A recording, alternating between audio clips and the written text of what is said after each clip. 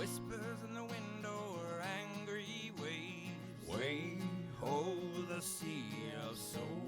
Down to the mists as the ocean slaves. Way ho the sea of souls. Way ho the sea of souls. Way ho the sea of souls. Oyster sails round the eddies and shoals. Hey ho, it's the sea of souls. Now drop the anchor and grab some grog. Way ho, the sea of souls. We'll make a new entry in the captain's log. Way ho, the sea of souls. Hey ho, the sea of souls. Way ho, the sea of souls. Oyster sails round the eddies and shoals. Hey ho, it's the sea of souls. Oh, way ho, the sea of souls. Way ho, the sea of souls. Oyster sails round the eddies and shoals. Hey ho, it's the sea of souls. Hey ho, it's the sea of souls. Sea of souls.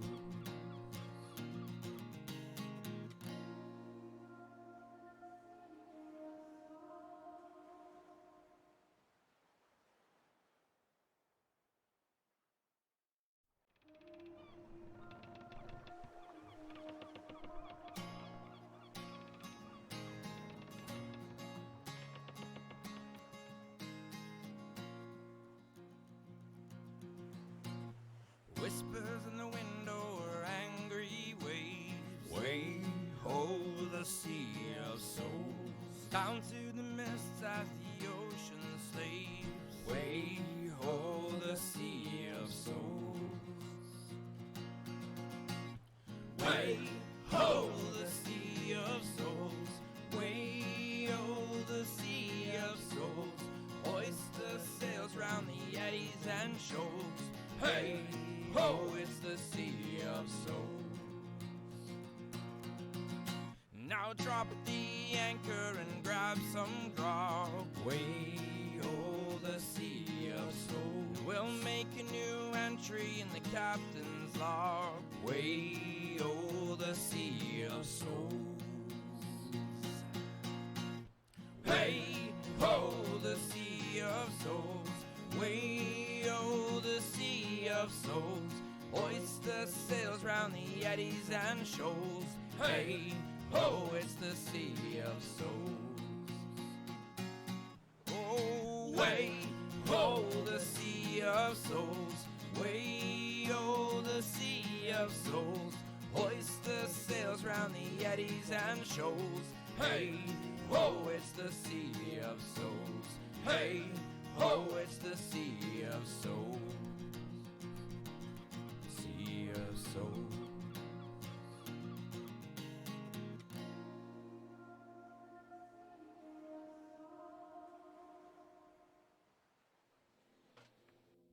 Ahoy, every nerds, and welcome to our Sea of Souls live stream campaign brought to you by the Elder Brain. We are the Elder Brain. We are the Elder Brain. We didn't do it again. No, Wait, Why didn't we is coordinate it Elder that? Brain? I've been calling us the Elder Brian whenever I try to pitch people on the stream. Have I been sending them to the wrong place? That's the problem. That's Elder Brian. We don't want to talk about Elder Brian. So we're taking auditions to replace Jack because he's been falsely advertising us. Elder. I'm joking. Listen, Elder Brian has been banished from the council. Listen, Elder Brian was a bit on the geriatric side. We just decided, that's not quite what we're going for. His positions were too radical. We had to excommunicate him from the council. From the Council of the Giant Brain, yes. Yeah, when your positions are too radical for like an Elder Brain of like mindful. Yeah, anyways, that's saying something. But we are the Elder Brain, not the Elder Brian. Thanks for tuning in and joining us. My name is Craig, aka Pundy. I'm the DM. And of course, we have Mike, Ian, Devin, and Jack along, as always, playing our four weirdos. I mean, adventurers, We're not crew, wrong. whatever you want to call them is true. So Potato. Yeah. potato, sea shanty, shenanigan. So this is our 25th episode, 5, yay! Confetti cannon. and I was expecting a lot more excitement from my players from that, but Oh, I just 20. I was so excited that I just kind of froze up for a second. Yeah, that's right. We Deer in were headlights.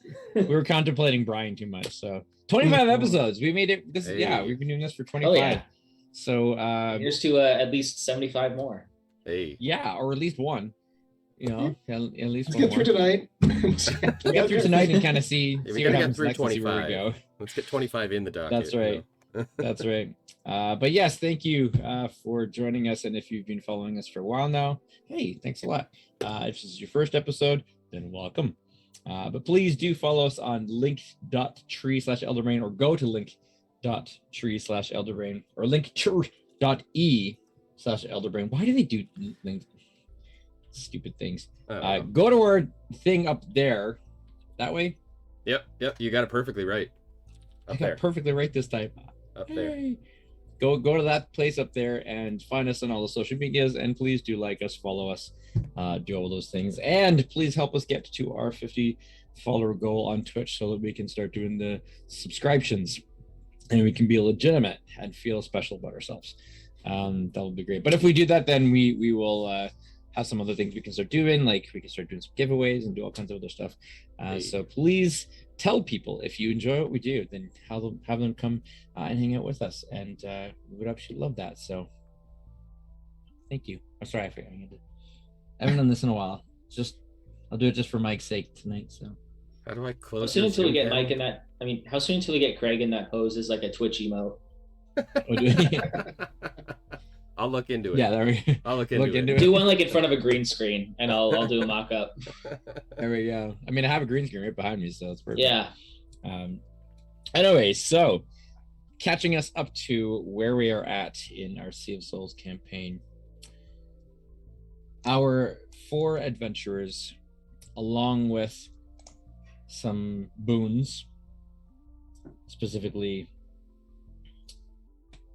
Connor Boone, their former captain, and Anfel Boone, who was in the body of Torque, who seems to have just gone somewhere. Eon fell out. Eon fell out. He did, yep. In Porto de Arias, made their way to the Undership, which was the wreckage of the last vestige, the ancient ship that Anfel himself sailed to Porto de Arias from the Gungram Isles, which had become somewhat of a safe house and a safe haven for the Boons, fully stocked with food and weapons and all sorts of things, which Connor has decided to use as his temporary headquarters as he tries to right Ship Boone and set it sailing in the proper direction, once again having hopefully dealt with the Kuna coup. It's all about alliteration right now. I love it. Our 4 adventurers decided, instead of heading to see Jornd, the wizard, or doing anything else in town, that they were basically just going to steal the ship that they had previously used, the Stormcaller, and borrow. take off. Bunch of hosers. Yep. And if you don't get that reference, shame on you. It's charged, Yeah. So they took off on the Stormcaller and decided to head roughly north. Some wanting to go further north than others, but with the Ivory Port as their current destination in sight, they've set sail away from Porto de Arias and to whatever awaits them beyond. There was a brief discussion of the Stormcaller being named the Radiant Dawn, the Sunny D, the Dire Pineapple. Oh wait, that's my notes for something else. The Next Vestige. It was decided that it was going to be called the Not Decided Yet, or No, I recanted. as yet undecided. The sunny TBD. The sunny to TBD. the sunny to be determined. So yes, we shall see. Trillion Gal is wondering what we've settled on for the name, and I am too, to be honest. So I think Sunny D, and then Michael's like, no, we don't want to call it that. So I don't know. Because then you said, like, I said it, and I was confident, and then you said it, and I was like, nah. I hosted like should I put like a straw poll in the Discord and have settle this democratically? Yeah, maybe. I mean, so I've currently got 6 aboard names in front of me. I could roll the D6. Oh, I mean that's rolling. That's how we roll. But Maybe the dangerous way to do it. So as you were aboard the yet to be named, and you head out into open seas once more, gentlemen, that is where we pick up our story this week. I'm picturing like the 4 of you actually like sitting like on the deck or like in the galley of the ship and being like, all right, what are we gonna call this thing? Let's play for it. Let's roll for it. game within a game, that sort of thing, right?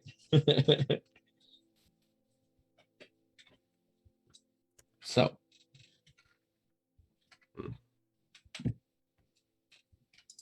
Once more, go to sea once more.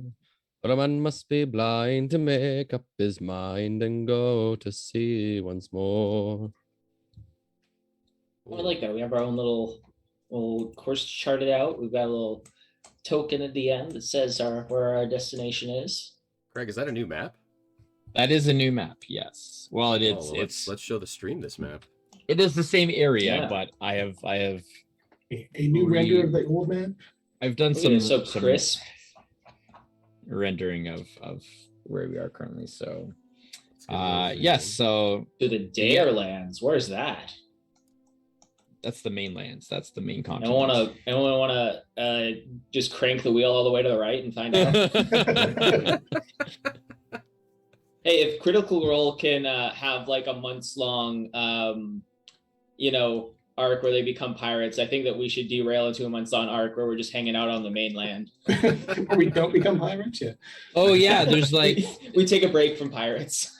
darn, there's an invisible wall that just sprang up between you guys and the mainland. It's so weird. How right? did that happen? How did that happen? What even is that? These are just like Wind Waker speed runs. We got to figure out how to scale it. So yes, so you are currently docked at Porto de Arias, and as you make your way north, you will sail along the archipelago to eventually arrive in the Ivory Port. So this map graying out the area of the Sea of Souls, showing the current infestation or whatever dark entity has made its home there. Visitation. Now, on the map, Dun, dun, dun, dun. just I know that distance is not exactly represented here. As we're kind of skirting the easternmost edge of the Sea of Souls, how close are we to that? How close are we going to be to that zone as we're kind of skirting that area? Like, is it going to be visible to our west, or is it going to be far enough that it's just sort of like on the horizon for us? It'll be on the horizon. With no curvature, you can see beyond the normal 12 miles that we would be limited to. So you can probably see up to 20 miles or so ish before things just kind of fade out of view there. So you will see the region. As for what it looks like when you get there, It's been a while. but you will be able to see past the archipelago and past that chain of islands and kind of see what's on the other side. Yeah. Right. It's basically just a lot of open sea there. So you will see what you'll see between sea and sea. So as you make way, Away. is there anything you would like to do, gentlemen? Anything in particular? Anything you'd like to look for along the way, or anything you'd like to do? I should probably. How take well a- stocked was the ship's larder before we left? So you have 3 weeks worth of goods and Yeah, if I supplies. recall, we have enough to get us where we're going, and then we can Okay. stock up. 3 weeks do. provisions for like a 2-week journey. It's roughly 2 weeks, between 2 and 3 weeks, to get you to the Okay. Ivory Port, and so you have pretty much in that area of supplies to actually get you there. Yeah.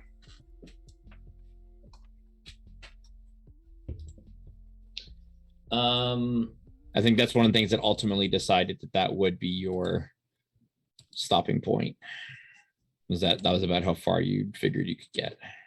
Now, this is formerly a vessel that was under the ownership of one of the 6 ships. Correct. And we do have some precious cargo that we're going to want to keep hidden.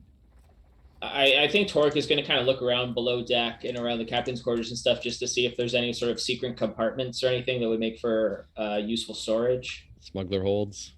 Yeah, that sort of thing. A little glove box.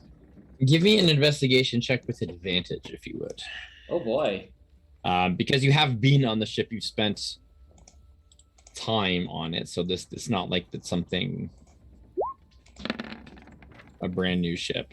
Hey. So with advantage, that's an 18. 18, okay. So there's no smuggler hold per se, but there are sections of the lower hold that can kind of be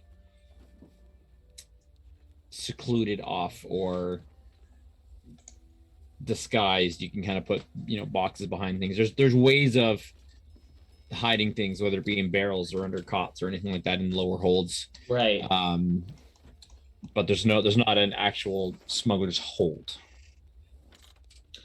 I mean, I think that Torque is going to communicate this to the rest of the group, but I think this is where we should store the dragon scale in the meantime, because we're on not the choppiest of waters, but the threat of being boarded for whatever reason is always possible. So I think he's going to bring it up to the group that, like, let's store the dragon scale in here, and then also if anyone else has any valuables that they wouldn't want to advertise, you can put those in as well.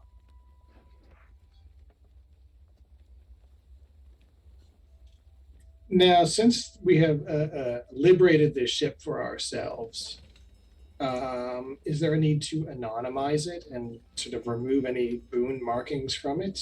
File off the serial numbers. Yeah. Like So there is it does have a flag, so it does fly the colors of Ship Boone. It would have the name on the stern as well, the storm collar. How is that name on the stern? Is it something that's like painted on? Is it something that's like letters that have been mounted on? It's painted. It's painted. Yeah. Well, I guess that's what Flick's doing on his first day. Then he's going to be hanging using the crane. Just lower myself a couple of feet. There's the paint scraper. Taking the old name off, just waiting to hear from the captain what I'm painting on in its stead. The captain has made a decision. Oh, Okay. So once Flick finishes that, Dinar is going to get some. I'm assuming aboard we have some kind of flammable grease or oil that could be used to paint with. I mean, yeah. Okay. You Probably. know, that good old nothing else. that Fish good oil, old like flammable grease that you use to paint a wooden ship, yeah, Well, I know. I just yeah. There's a reason Wait. for it. There's a reason for it. Okay. So after Flick has completed the scraping, Dinar is going to get Flick to do the painting, because Dinar really likes his childish style. like artistic flair. you Exactly. mean? Sure. Artistic flair. Just flip. And so Dinar will get Flick to paint on in whatever format we've got in whatever medium. The name we're gonna go with Radiant Dawn, the Radiant Dawn. And when Flick is done, Dinar is going to get Tayland's help. I guess I could say this as Dinar. So Tayland, here's the plan. Yes. Flick has drawn the Radiant Dawn with a flammable liquid. In what language? Hopefully common. Did you confirm that? Flick, did you draw it in common? Yes. It's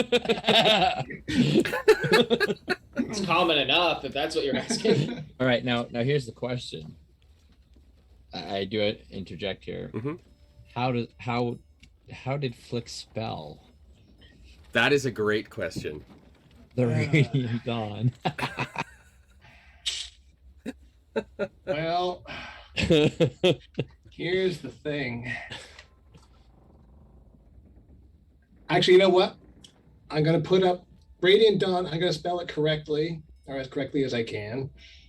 However, in Goblin, as sort of like a subheading, underneath, I'm going to write in smaller letters. And I'm going to put D-light as my own contribution to this. Delightful. Yes.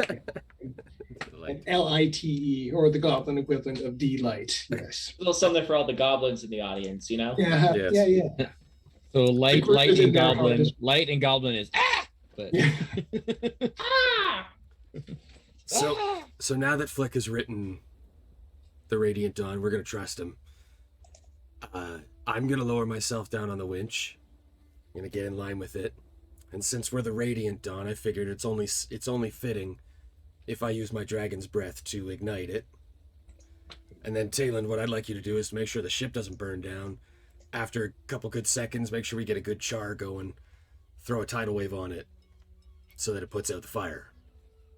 This sounds And incredibly. do. This sounds incredibly ill-advised, Captain. Horribly, I love it every part of it. horribly I ill-advised, mean, I think but that's pretty much how you guys operate. So yeah. If you're going to burn down the ship, I would have preferred to do it while we were moored somewhere. Open water is a good place for this. Look at all the water around us. Hmm. So assuming Dinar's breath weapon will work for that, Dinar will breathe his breath weapon onto Flick's beautiful artwork, igniting the grease or oil or whatever. And then if Tayland can put it out with a tidal wave, that would be fantastic. let's Like go. immediately or No, like let it char a little bit so that the letters are burned in, and then put it out. okay. It's like wood burning, only So incredibly dangerously. Exactly. let's start with Flick. Yeah. Just give me a straight dexterity check Straight up decks. Got it. for writing on the There's a nice solid 10. here. Yeah. 10. Okay. So I mean, it's about what you would expect, Dinar. From it looks very flickish. That's what I want. Good. Okay. We will follow this up with. I mean, it's not really Arcana because it's your breath weapon, but yeah,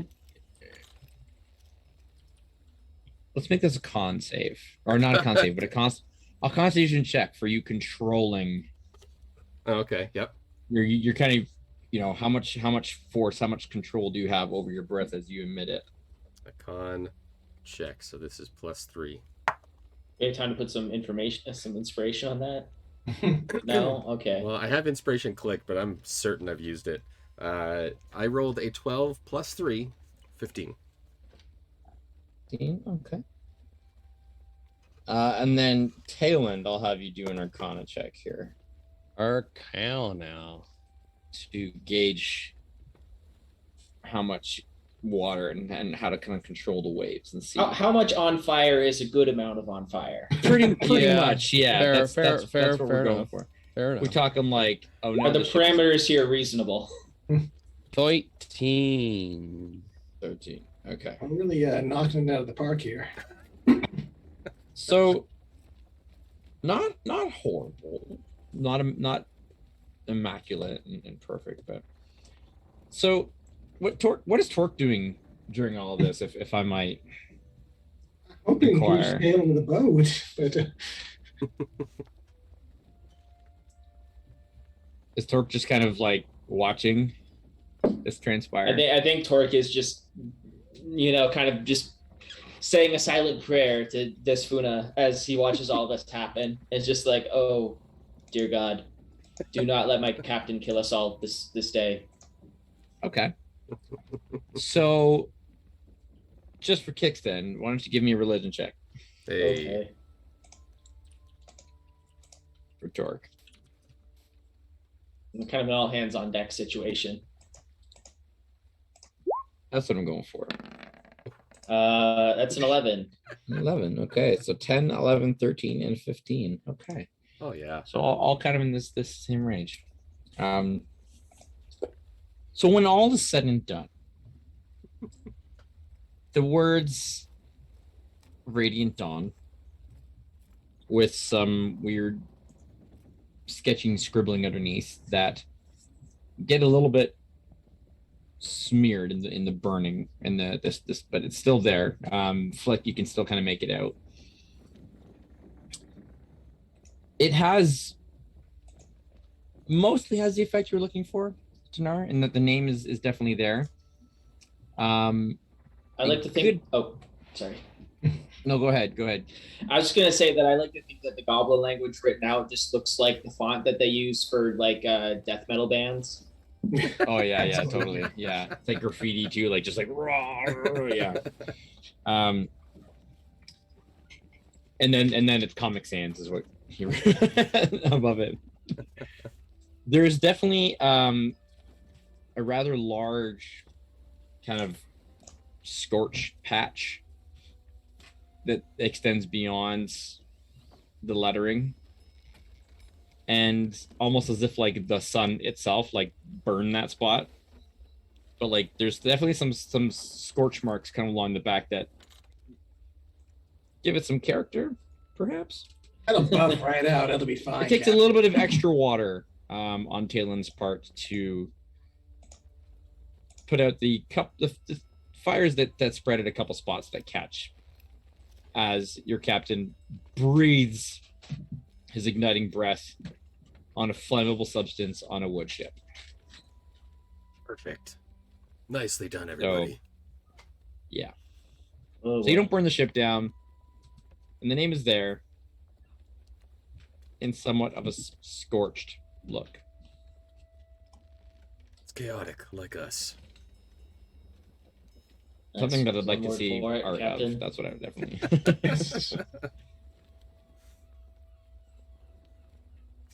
All right. So Well, the Radiant suppose that Dawn works. is christened, at least on the back of the ship. What do you guys want to do for? What colors are you gonna fly? Oh, we have to design a flag? Well, Well, we you don't gotta have have to- no. something. Yeah, so, I mean, so you have a flag in there that aligns your ship with ship boon. Other than that, I know you guys have lots of canvas that you acquired previously, so Oh, yeah. that can be something that is like as you go along can be determined. But that is a question that, I mean, you are pirates now. You stole a ship. You're under no banner other than your own. So what's that banner going to be? Oh boy. That is the question. So we'll spend the next 3 hours just doing art project here. And Let's Yo, keep that in ho. the. I think let's keep that in the background because that might be something that is good to negotiate sort of off. I don't think that's going to make for good radio until we actually have something to show for. yeah, no, Yo yeah. ho, yo ho, we roll beneath the black flag. Oh, rollicking we go. We own the sea and sky. Underneath the yellow, orange, green. We'll back burner it. The back burner. Oh, that's a nickname for the ship right I'm now. not a pirate, but I long to. Okay, so obviously, Captain Tanar, you're at the helm. That's my assumption. I would assume that Dinar would probably be on the wheel. Yeah. So during standard sailing days and hours, what is everybody up to? How art thou spending thine time? Well, I think I'll be, Torque. Oh, sorry. You go first. oh, sure. I'll be up in the flick nest, keeping an eye out on the distance and leaving my boat. Yeah. That's I'm just reading ahead. That's all I'm doing. But yeah, that's Okay. about it. Okay, so Flick is on the lookout. Looking to the future and the horizon. I think Torque would be spending a lot of this time in meditation, just kind of taking in like the sounds of the waves, the calls of the various ocean birds circling overhead, and just kind of like spending a lot of time in just sort of quiet contemplation. Away, ho, haul away, we'll haul away together. Away, haul away, we'll haul away, Joe. Hey, Tayland. Ah, yes. Something tells me that at some point in your future, you're going to be manning a ship like this. Why don't you come up here? One would hope. Why don't you come up here and I'll teach you a little bit about how to drive one of these things. Well, okay. How to drive. Sounds good to me. Hoist up the thing, batten down the watch. The word is navigate. Spinning, Navigate this somebody thing. should stop it. Worn down to port. Well, that's not port. Now I've got it.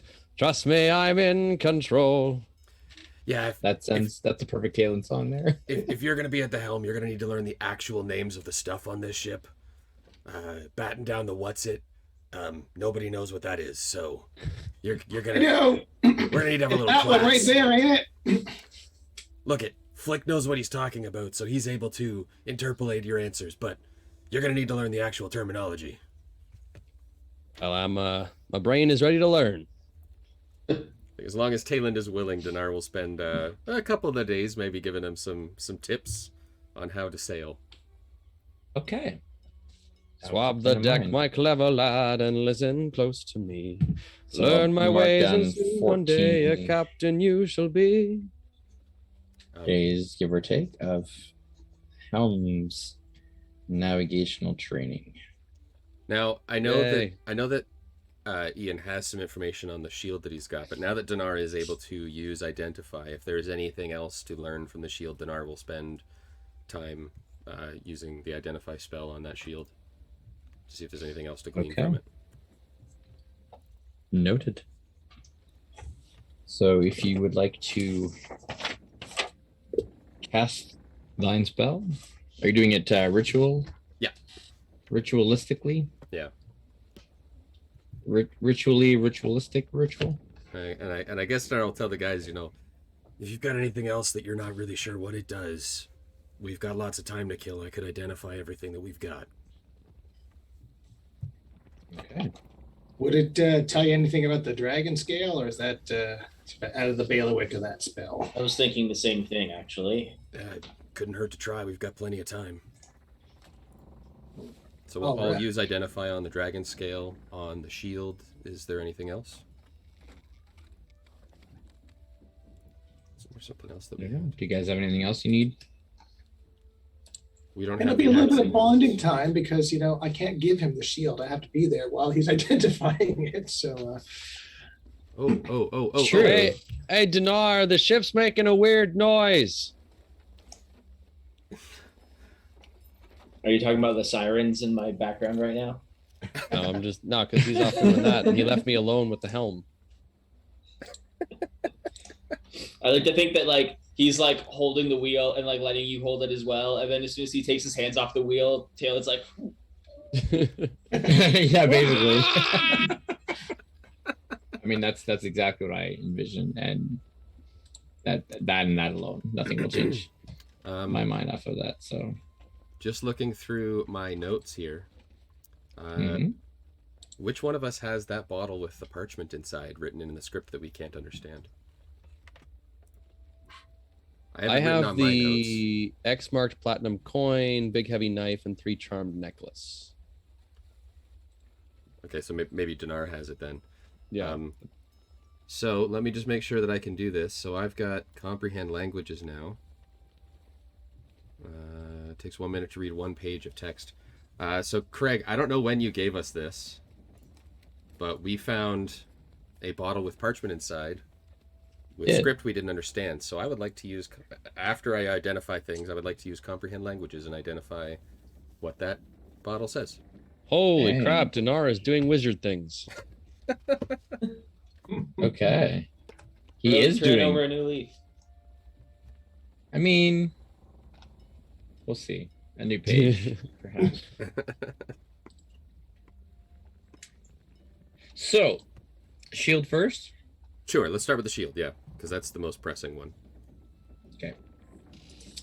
So, the shield is a bit of an interesting item in that as you enact this ritual, this spell, and can reach out with your magic to try and pull the arcane information from this shield and really get a proper understanding of it.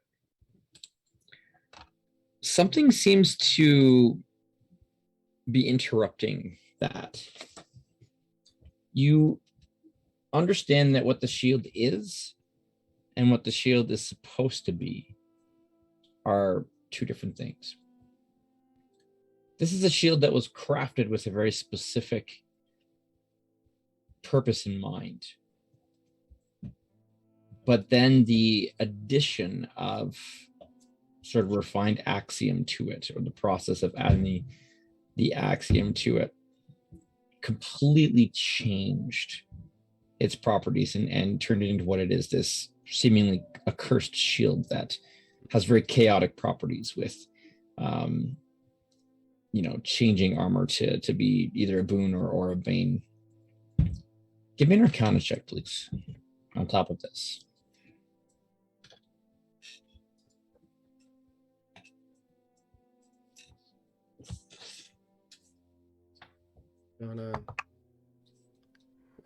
That's a 6 plus my 7, so 13. 13? 13. 13. Okay. So the shield as it is right now is kind of what you already understand. You do get the sense that the curse attunement could be broken. But rather than breaking the curse on the item, which seems to be tied to this chaotic magic, you would, with the right magic, the right process, you could separate Flick's kind of forced attunement from it and break him free from it. But the shield itself seems to have this curse attached to it that's tied in with his axiom. Beyond that, the best you can sense is that this is a shield that is meant to deflect something in a magical way, something very specific. It's more than just a physical shield or like extra strength, but that has the ability to redirect, deflect something. Can't quite pierce through that chaotic thread that kind of blocks you from really understanding its original nature. Axiom is something that seems to go beyond sort of the natural or the understood ways of magic. This chaos weave, its properties are hard to ascertain.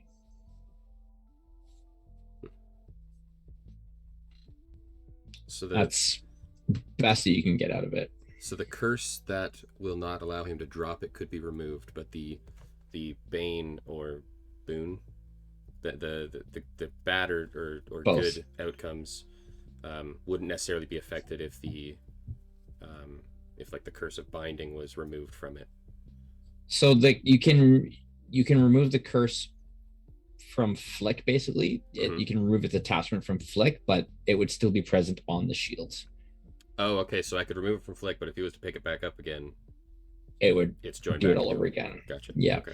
And it's because that, so it's less a curse and it's more the chaotic nature of this axiom where it forces attunement onto those, whoever picked it up. So when Flick picked it up, it like bound itself to him and when Flick had no say in the matter at this point. It's just the shield is like, I've chosen you, deal with it. Not in a sentient way, but essentially. Okay. Yeah. No, I kind of like it. You like I mean, to live it's dangerously. It's good when it works in the positive, but when it kind of gets out of the way and lets attacks come in and hit you.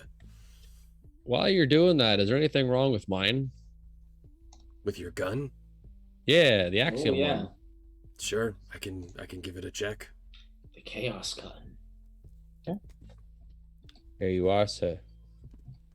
I'll do the gun next. It's okay, Yes, by the that's- way. I tied the helm up with a scarf, so it shouldn't move. It's fine. Oh, you should just get that little Willie to pilot for a while. It'll be fine.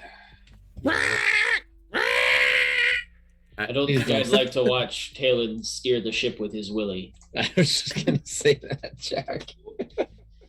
I think at that mention of seeing Talon below deck, Dinar is going to resume his identifying on deck. Okay. Up on the upper deck, preferably by the helm. Good compromise. All right. So the gun, The gun. you don't sense any negative chaos magic in the same sense as the shield. The gun appears to be working the way that it's supposed to. The axiom, there is definitely axiom, and there is magic, chaos magic kind of woven into it. But that's its purpose, is to have this sort of chaotic random shot element to it.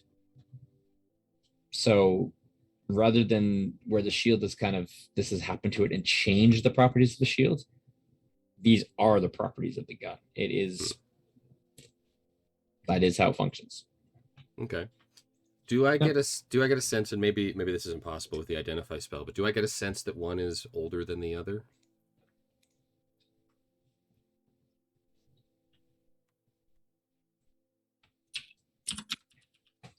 Urban dating. Well, I just, like could I perhaps I guess I'm wondering, is it possible that the shield is kind of an early attempt at using the axiom or the chaos magic versus the gun being a more modern interpolation or integration where they've perfected the technique, perhaps. Gotcha. Give me I'll let you choose either an insight check Okay. or just straight intelligence.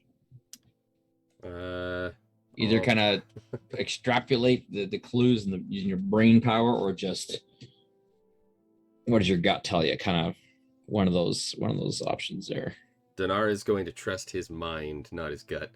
So I'll roll an intelligence check. That's an 8 + 4 for 12. Okay. The shield itself is quite old, dating before kind of the axiom, refined axiom was applied to it and altered it. You do know that firearms are a fairly recent creation and invention in this current age. So they would be post-deluge. So within the last 800 years, whereas this shield and sort of the ruins that you already found predate that. Okay. That's interesting. So firearms have you're not sure exactly when the first firearms were around, but we're talking recent. Like they're still kind of a thing that haven't been perfected, that aren't as prevalent everywhere. So can't be that old. Is there any way to know? I guess we don't really have a lot of knowledge on firearms to determine like craftsman marks or style choices or something like that.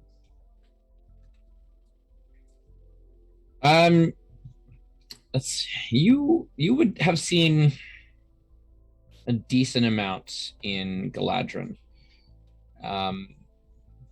They were just starting to kind of become more prevalent in the Valerian army and kind of on ships and stuff as well.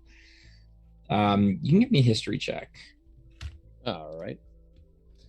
I'll give it the old college try. No, I've definitely not heard of these. You have no clue. Yeah. You're not versed enough in all I know about guns is pull trigger, point, go, boom. Yeah, as opposed to the different types or sort of the marks of barrel design or anything like that. That's beyond you. Do you think the creator of the gun wanted to remain anonymous? I mean, it's not impossible.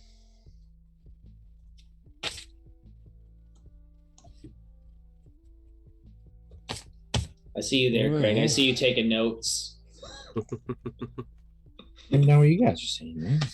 Okay. Anything you guys look up, I'm like, okay, they looked up this at this time. Yeah, right. Like, that's good notes. That's a good DM. Well, chaps, perhaps we should make for port sooner rather than later and decide what it is we're going to do when we get there. I have some plans of my own. I believe you all had some ideas as well, but is there anything specifically we want to do? Because I have a feeling we're far better off now that especially we are alone and having to react on our own particular interests and skills, that we may want to come up with a few ideas of how we can utilize each other. We've been through a few scrapes, everybody, and I hope we would be seen, at least, especially after that wonderful ceremony by Flick, as companions of a true and solid kind. As such, I think it'd be best if we start to try to work together a little bit more than we have in the past. Yeah, I'm all for it, man. This seems amenable. I mean, if we're going to hang out our own shingle, then we got to present a united front, right? We don't have Connor brokering the deals for us anymore. We're going to need a front man. We're going to need muscle. I figure that's the little guy, and then the money guy's here, and then D runs the boat and shoots the lasers into his fingers, right? So we do have some connections with Ship Boone of some sort. We may be able to rely on that, but personally, I don't think we should rely on them too much. Yeah, I'm not super comfortable flying their colors for one, so. Yes, we may want to choose something a little more neutral. How about just a big gray sock? Is there like a signifier of an independent merchant vessel? Like. That's what I was going to say, yeah. Like, we don't need to be affiliated with anyone right now. Well, it's either going to be, I would imagine it's either going to be you're with like some kind of organization, or you are like just a free ship, in which case you're technically an independent, which would have your own flag. Yep. Yeah. So from what you guys know, I mean, all of you would have a basic understanding that other than sort of affiliation with kingdom or navy, the other sort of major enterprise is the Far Traders Guild, and they control most of the shipping actually, and merchant vessels. There are merchant vessels who do sail independently, and they would fly their own colors, or potentially a combination of kind of their own heraldry or symbol connected with their port of call. If they were from Easthold, then they'd have like the Valerian crest kind of tied to that, or that kind of idea. So there'd usually be a combination that would say kind of independent and also where they're sailing out of, or it would just be the straight up, the Valerian Navy or Garngrim Navy or Fire Traders Guilds affiliation, kind of along those lines, or some variation of a black flag if you're a pirate, or red. Sometimes they use black and red or whatever, but yeah, we're definitely not signing on with any organizations out here in the middle of the drink, and I'm not particularly keen on handing over a cut of all of our hard-fought loot to anyone else. So you guys amenable to being independents for a while, see how we do? Do we want to have a specific name for our group, or should we go by the ship? I think going by the ship would be the path of least resistance here. Or at the very least, I don't want to spend another 4 hours arguing about what we name our crew. Torque's onto something. That's the simplest solution right now. As for flags, perhaps thematically something in gold, or perhaps a bright orange to signify the dawn. However, this is something that we can decide in transit, as it were. Yes, of course. Certainly. So before we get into some of the sailing and exploration there, Dinar, one more thing that you recognize as you are identifying Talen's gun.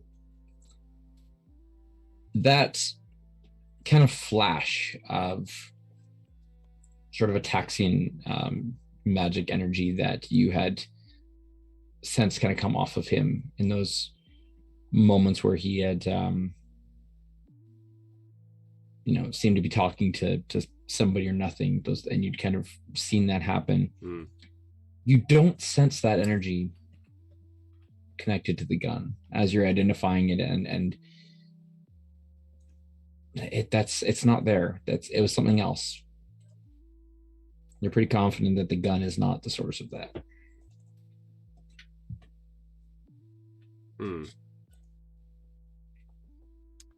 Suspicious. Thinking back on when Tayland was unconscious in the jungle from all those bug bites, and we saw that emblem that he carries around his neck. In relation to the gun now, thinking back, do I remember anything about that emblem perhaps being Ataxian in nature? That necklace that he wears. So the amulet that he wore, I believe you guys were able to identify as being a emblem of Marentha, who's the goddess of nature. And that's quite a while ago. You weren't really aware of Ataxian magic at that point. So I'd say, without looking at it again or studying it, okay, there wouldn't really be anything to kind of answer that question for you. Right.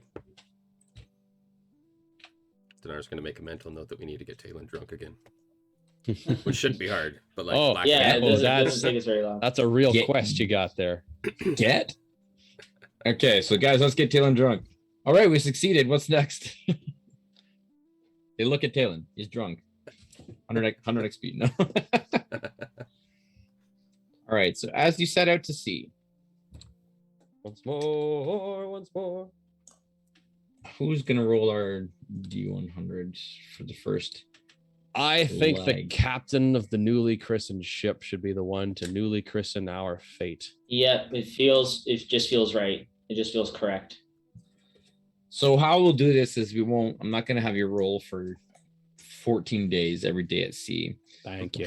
We'll kind of break it up into stints of like 4 or 5 days. We'll kind of do a few rolls. as we go there. So this is kind of for the first leg, which will kind of get you, towards the sort of north end of the Isle of Sands and into the archipelago. Archipelago. Archipelago. Thank you. Archipelago. Archipelago. All right, here we go. Arcane Pilates. Ouch, right. my Lego. That is a 10 plus 7 for 17. Mighty fine roll. 17. Wow, that's 17. That's all right, It's quite low on that. D100. So. Good or bad, I don't know. So as you Is lower better or sail around the eastern coast of the Isle of Sands, not even intentionally, you sort of make your way back towards where a rough area of where the Intrepid Devil went down. And as you kind of pass through that area and remembering, the sandy isle there, the number of coves and caves that dot that side of the island, lots of reefs as well. It's actually a really nice place when the weather is nice. And you do happen to have good seas as you sail past this region. Flick, give me a perception check, please, as you are up in your nest. Perception. Where did that go? Oh. Solid 13. Man, we can't roll high today. 13. we're just saving all our good rolls for the second half. Yeah. Gotta get ourselves into trouble first. Clearly. Look, on your third day at sea, you spot some shapes moving in the shallows and then more in the depths, sort of off to the starboard side of the ship, out into sort of the deeper waters. More sea babies. You spot about a dozen, 2 dozen. That's a lot. They're roughly humanoid size. And as you watch, day 4, kind of spot them again. More of them still. A veritable school or army of whatever these entities are. They don't seem to have any interest in the Radiant Dawn, They're just running parallel to us. but they are there and they are many. Hard to make out exactly what they are, though. We don't really have like a spyglass or anything, do we? I will You when do I not spot them have again a- on the following day, I will definitely point this out to the rest. Actually, do you believe? No, you don't have a spyglass. I thought there was one, but Boone had one. I didn't think we did. on the but devil. they're- Yeah. Yeah, Boone So had that's his that's own. down at the bottom of the drink somewhere, is what you're saying. We stole one from Tengu Rider, but that was a different campaign. That's Don't reference that. Nobody's gonna know what you're talking about. Nobody except us. So yeah, so you see them the second day they're there as well. So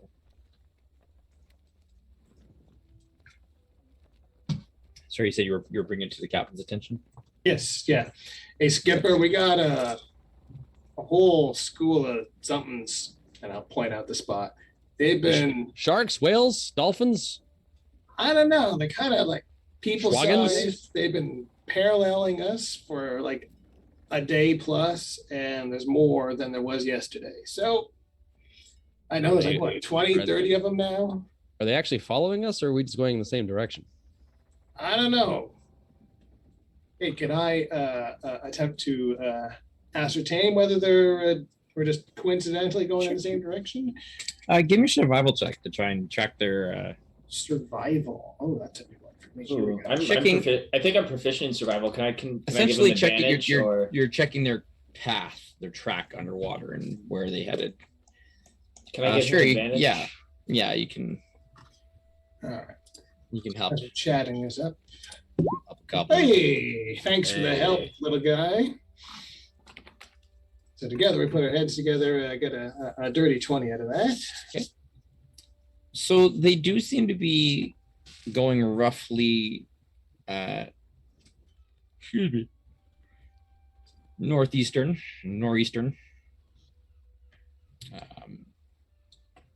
Where they originated from, you're not entirely sure. They just kind of seem to have come up from the depths, and some from the corals and shells as well.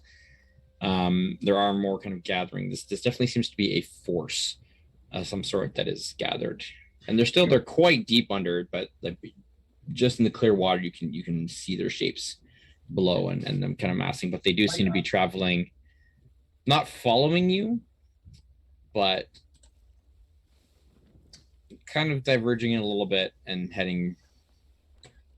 They're heading more inland or towards the mainland, or yeah, they're heading more towards kind of the open sea on that side of the archipelago or archipelago. That's further away from the arching Lego than you guys are going. Are we like currently in a current, or like is that are we just sharing the current right now and that's it?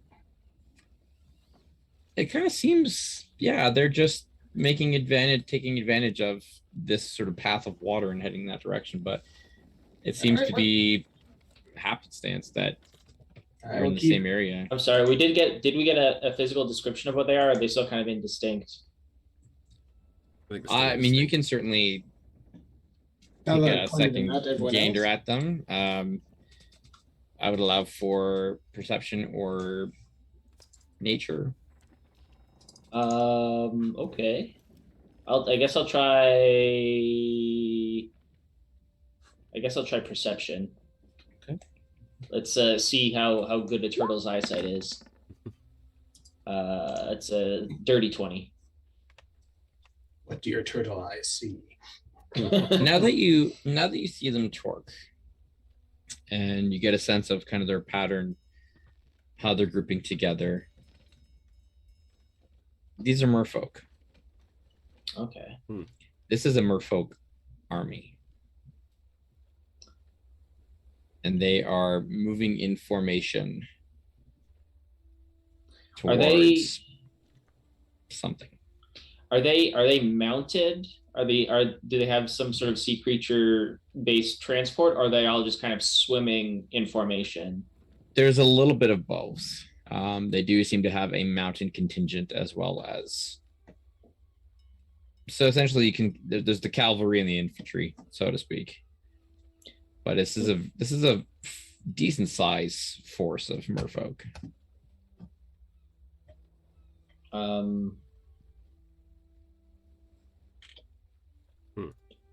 Captain, and the rest of you. Aye. My understanding of the politics of the world is behind by about a decade or so. What is the standing between merfolk and the people of the land? Oh, I've heard a few songs about this actually. A couple stories too, although I'm sure some of them are not real. Most of them I'm pretty sure are. Dinar might have some insight given his time with the Gungrim. Can I see a history to see if I know what the relations are? Can I make one as well just to see if I actually know anything useful or if it's all just malarkey from Sailor Tales? Sure. Roll the 10 plus my 7 history. 17. 17 history, nice. And Talon? Sorry, what am I rolling here? History. History, that's what I thought. Okay. Yeah. 14, so I might know a couple things. 14, okay. Separately, what you both understand is merfolk have no issue with any land dwelling or any land-based nations or creature groups. So then moving in force like this wouldn't be to, attack a settlement or an outpost or anything of that nature. Dinar, understanding a little bit more, having seen some of this in your time in the Navy, the merfolk do have a ongoing, endless war with the Marrow. The Marrow? The Marrow. Marrow are The stuff in your bones. somewhat similar to merfolk, but are larger and more monstrous, whereas the merfolk are more on the quote-unquote civilized, organized, societal side of things and tend to have better relations with people above. But the Marrow are actually somewhat fiendish in nature and vile and vicious, and the two have constant war, a never-ending war. Beware the wave-soaked Marrow, to whom the depths belong. If you sail upon their waters, then you won't sail for long. Exactly. Yeah, Talen's not wrong there. These merfolk don't mean any harm to us. They are, they're basically off to war with their constant enemy, so I think we just stay out of their way for now. Well, so they're moving in the same direction as us, right? Well, it looks like they're kind of moving a little bit more east from us, so hopefully we can avoid whatever scuffle they're going off to. I guess if I were to choose either side to share a passage with, I suppose it's lucky that we ended up traveling in the same direction as the merfolk and not who they're swimming out to sea. Yeah, the Marrow are nasty. Haven't had many run-ins with them, but they are a formidable adversary. They have fins where their feet should be. Their eyes are dark as a storm. Yeah. Behind their lips, their teeth are sharp, much sharper than your knives. Yeah, he's not wrong about that.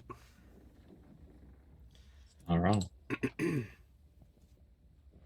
true. Well, I will get back up to the Flick nest, and I'll keep an eye ahead and make sure that I can see when these guys sort of part ways with us, see if I can see what they're headed towards. But otherwise, I'm content to let them swim. Privately, I think Torque is going to speak to Dinar and say, now we do have a few options here, Captain. We could veer off course, move further east or to the west, take ourselves directly out of this path so that we can perhaps more effectively circumvent wherever these merfolk are heading towards. That would cost us a bit of time, though, which could be taxing on our provisions and resources. The alternative, of course, and don't let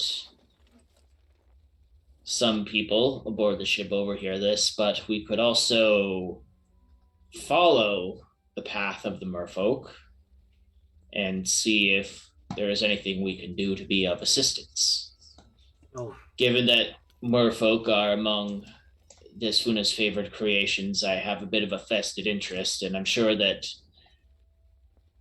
certain crewmates would also appreciate the prospect of adventure and reward. Treasure.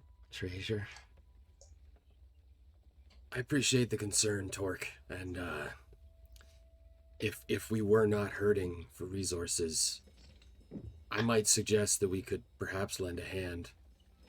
The other thing is frankly, I don't really think it's our problem. We're one ship that is, kind of one step up from a merchant vessel. Yeah, we've got armaments, but I don't know that we're really equipped for underwater war. The merfolk are. You certainly are, but the rest of us, I don't know that we'll be much help. Feel free to jump in. We'll pick you up later. Well, Very well, Captain. We're not splitting up. I understand you would like to assist, but don't get me wrong. The Marrow are tough, but the merfolk are They put up a darn good fight themselves. Very well, Captain. I will defer to your judgment then. We'll stay the course as is. For now, if it looks like we're running into the fight, then we'll try to skirt it. Very well. Okay.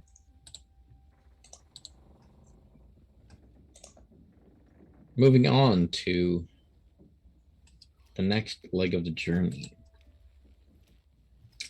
Anything that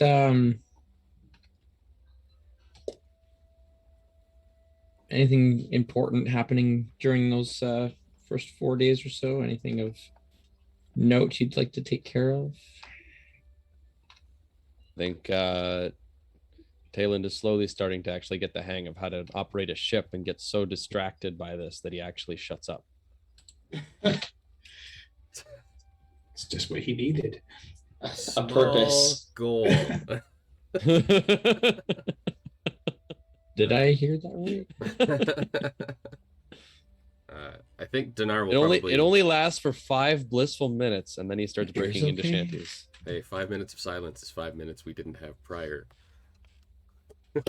I think Well, Santiana gain the day away. when you do break into song, you see Flick up in the Flick nest.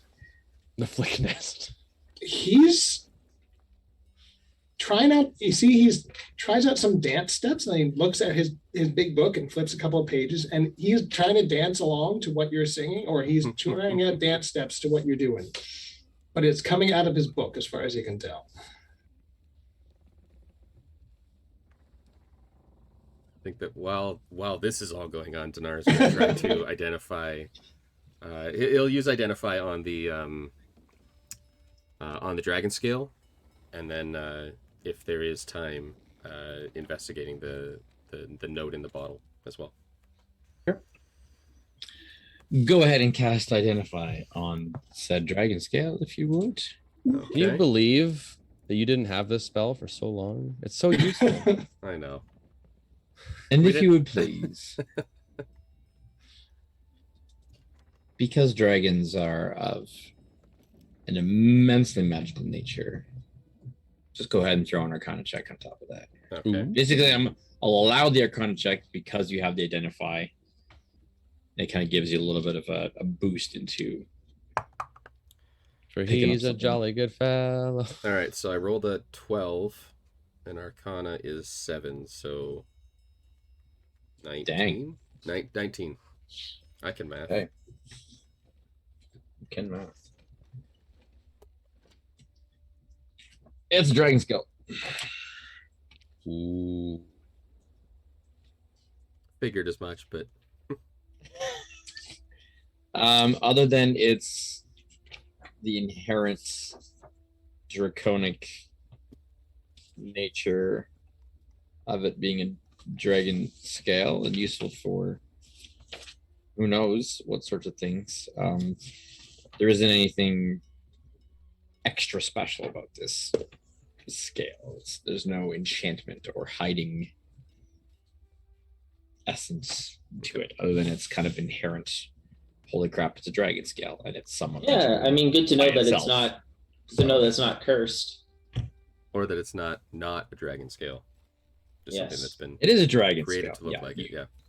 No, you being a dragon yourself, being draconic, you know that this is an authentic dragon scale. You're like, yeah, this is an actual scale. This is not a ripoff or a knockoff or something else, some other creature. This is from a dragon. And then The scroll. yeah, so I've got comprehend languages now. Okay. You also understand any written language that you see, but must be touching the surface on which the words are written. So comprehend language. This spell doesn't decode secret messages in a text or glyph, such as an arcane sigil that isn't part of a written language. So if it's some kind of code, So I was going to follow up with that. it does appear to be some sort of coded message, cipher. It's not. You're able to understand the runes. So the runes do belong to a language. And it's one that kind of takes you off guard. Infernal. You don't cross that every day. But it is not infernal like writing. It's the runes are infernal, but it's you can't read the words. There's no words. It's their order doesn't make any sense. It's some sort of coded message. And So it just uses like the infernal script. Yes. So it's like if you took like the English alphabet and just, A, Z, X, P, R, F, Q, blah, blah, blah, whatever, right? And it's just nonsense. You understand what the runes are. You just have no idea what. They're not a. What they say. It's not a sentence. It's not words. Yeah. Okay. Now, Craig, if you remember, I wrote down bottle in part with parchment inside. I have no recollection of where it came from. Where did we pick this up? I believe you got that in the shipwreck, or was it on the one? Either that or the island. I gotta look back at my notes. The island with the elemental fights. Oh, What I was thinking, Like with the buried treasure. or it was the. I'll have to look back at my notes on that.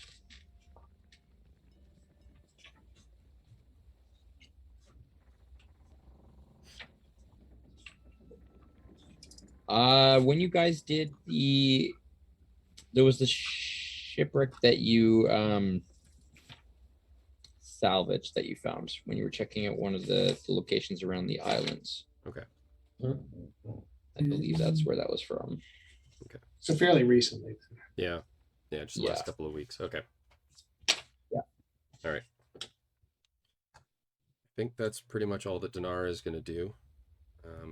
Aside from teaching Tayland how to helm a ship, how to navigate. Okay. Maybe for this next leg, Dinar will teach him how to navigate by night, using the stars and stuff. So pull up the charts in those weird gold machines. I see what it says, but no clue what it means. Just pull on some levers and yank on some chains. Feign a bad luck till we've landed again. Yeah, it's called a sextant. So That's a weird name, There's but okay. I lesson thought it number was a one. compass. well, there's also a compass. Yeah. See, you always go on about how you don't really you weren't really a sailor or a ship or whatever. You know your stuff. Well, you spend long enough on a ship, you pick up some of these things. I would hope so. We also had to go through quite a few classes. Now, here's the problem, though, Dinar, you see. Yes. You see, here's the problem. You're very good at the whole sailing bit, but there's one aspect of sailing that I happen to know for a fact is incredibly important because it aligns the way that all of the different jobs on the ships can all function like a well-oiled machine. Hey, Tayland, what keep is it that? up. I almost got this step down. Sea shanties, my lad. Oh, well, the dwarves You're spending lots of time teaching me all about this stuff. Now, how about I teach you a couple bars of a few of these, because it's very important for the captain to know a few in order to make sure his crew can keep up with them. Let's just say you can hear the gravel in my voice, right? You'd You don't think have that to be particularly good at it. yeah, good is not. What not you have good to is do, look, not even the you can beginning. be the baritone. Yeah, I think I'm even below a bass. So, I don't know how much that's going to be helping out. The dwarves were the singers. I just kind of nodded my head. I'm not really musical. For just one time. See, you can do that with a bass. Yes, you can. I would take the Northwest Passage. I don't recommend the Northwest Passage. It's full of sharks. It's a nasty place. Nasty place. Doesn't matter which Northwest Passage it is. Doesn't matter. You go northwest, you find sharks. So you go northeast, you find sharks too. that's true. Tracing one warm line through a land so wild and savage. All right. Days 5 into 8 or 9, sort of in that, bringing you into the lower half of the archipelago. D100, please. Ooh, can I do this one? Do it. Yeah, go for it. Of course, now that I've eagerly volunteered, this is going to be the one that kills us all. Meow. Hey, 59. There you go. Nice. 59. 59. Okie dokie. As you are sailing along, you enter into the stretch known as the archipelago, just hundreds, perhaps thousands of these smaller islands making up this long chain.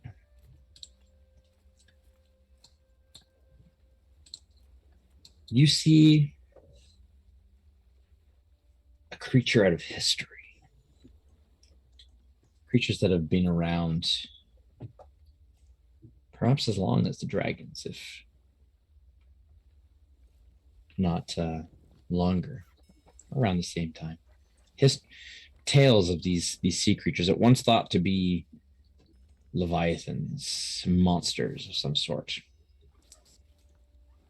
more commonly known as dinosaurs. What? Long, snaking neck with wide, almost eel-like jaw, massive fins. A plesiosaur. You son of a bitch. You actually went and did it. Torque, you have seen these. Living He's that old? Holy cow. I mean, I knew he was old, but spending your time Long up on live the, us turtles. the islands. You know that these creatures frequent the sunken isles, the archipelago, kind of these chains of islands where there's abundant food sources, corals, and kind of these patches that are rife with underwater plant life and kind of smaller fish and stuff as well. You've seen your fair share of them. The one that you see swimming off to the starboard side of the ship seems a little bit larger than those you've encountered before. Its neck comes right up out of the water, almost like a mast of a ship, reaching 12, 20 feet and still going. And it turns its massive head probably about 500 or 600 feet away from the ship and just kind of looks. Seems to be keeping pace with the ship and just watches. Curious. Torque is gonna like beckon Flick over because he's probably not too busy right now. I think you may want to see this.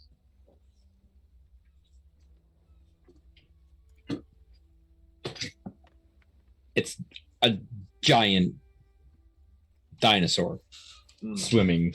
Basically, you can see like some of its body kind of coming up through the water, but more or less it looks like the mast of it, like just like a huge long neck with this massive head just like swimming alongside, kind of watching you guys go.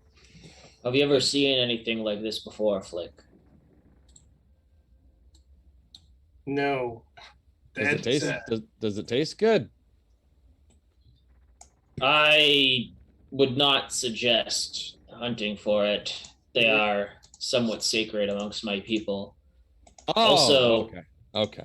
No, I I can't be sure, but the way this one regards us, I almost see a glint of intelligence in its eyes. Can I roll insight to verify if it's true or not? Sure.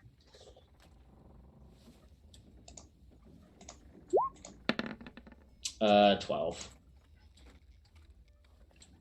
There is an intelligence to it.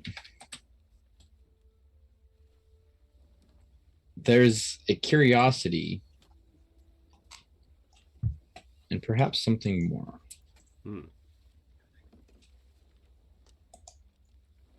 Well, what do you think, little guy? Is she friendly? That I cannot confirm. The ones that I'm familiar with typically just feed on fish and the like.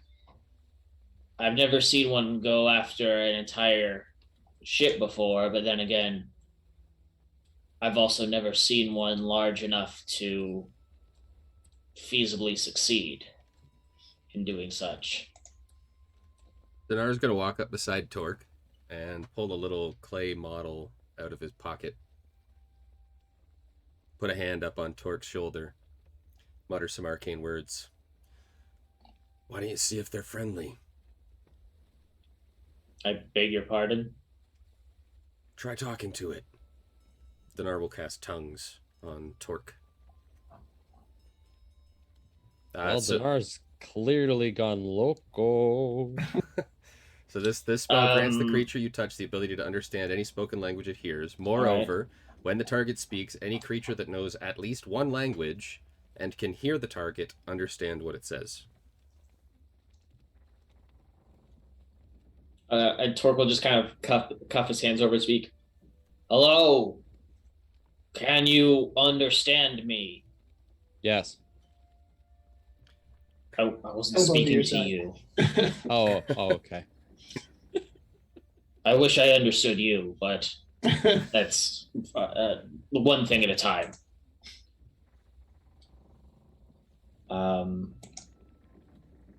Torque. You hear a response in... It's not quite Aquan. It's a variation of it, which you understand. But the voice that speaks back to you, there's a depth to it, a darkness to it.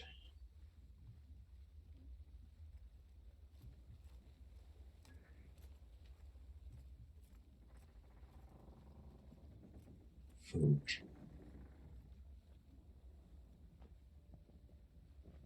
You are food.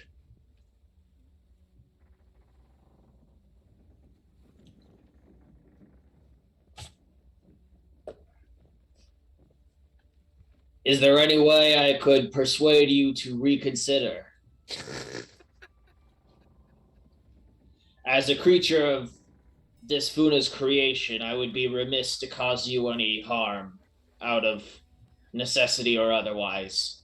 Just to clarify, do we understand what Torque is saying? So if Torque is speaking common, yes. The creature, as long as it can hear him and speaks a language, can understand him. We don't understand the dinosaur. We're speaking Aquan, which is really funny because Torque just already has Aquan as a language, so your spell was not fully necessary. Dang! Oh well. True. It's true. We wouldn't know that though. Okay. Well, Yeah, so but we Torque actually is don't know addressing what it he's saying. That's my point. No, we No. don't. I guess Okay. yeah. If he's speaking Aquan, we have no idea. Basically, Torque is making dolphin sounds right now, and like, I think it's more like whale noises, like yeah. I'm sure when it talks back, the whole ship just sort of vibrates. It kind of, yeah, it sounds more like kind of strange, like things going on there. Yeah. Full Star Trek 4 on us. All right, so I'm guessing that it does not elect a parlay. So, in response to your kind of question there, whether you can dissuade it from that, Flick, give me a perception check if you would, please, since Torque is involved in conversation. I'll say Dinar and Talon can get in this as well, or if you want to do one with advantage or the like. Wow. How does a 22 work for you? 22 works well. Distracted by this larger plesiosaur, you almost are caught by surprise as you hear the water break to the port side of the ship. And as you turn and look, you see two more necks Oh, crap. come out, smaller but closer. And these ones are not swimming sidelong with the ship, but are moving full speed directly towards you. Right. How about a warning shot then? What did you say to it? So we're going to take a Well, break. And when we come back, we're going to roll initiative. And Oh, boy. a dinosaur fight. Yeah. Whoa. Well, aquatic As long as- reptile. as long as I'm not it's sure not- if plesiosaurs were dinosaurs. As long as it's not, Oh, they are. Shut up. as long Technicality. as it's not a megalosaurus. Fine. Or a It's an octosaur, megalodon. okay? A megalodon. I mean, pterodactyls technically aren't dinosaurs. They were Hey, just they're flying reptiles. They're aquasaurs. Hey, Jack, Dinosaurs like it. I I will Yeah, make up think- my own word for it. I could be wrong, but I think it's Craig's World. That's true. Right. That's true. Right. In this world, they're aquasaurs. Okay, the dino somethings. All right, we will be back. So hang tight, and we got a cool battle coming up. Yep. Please, you.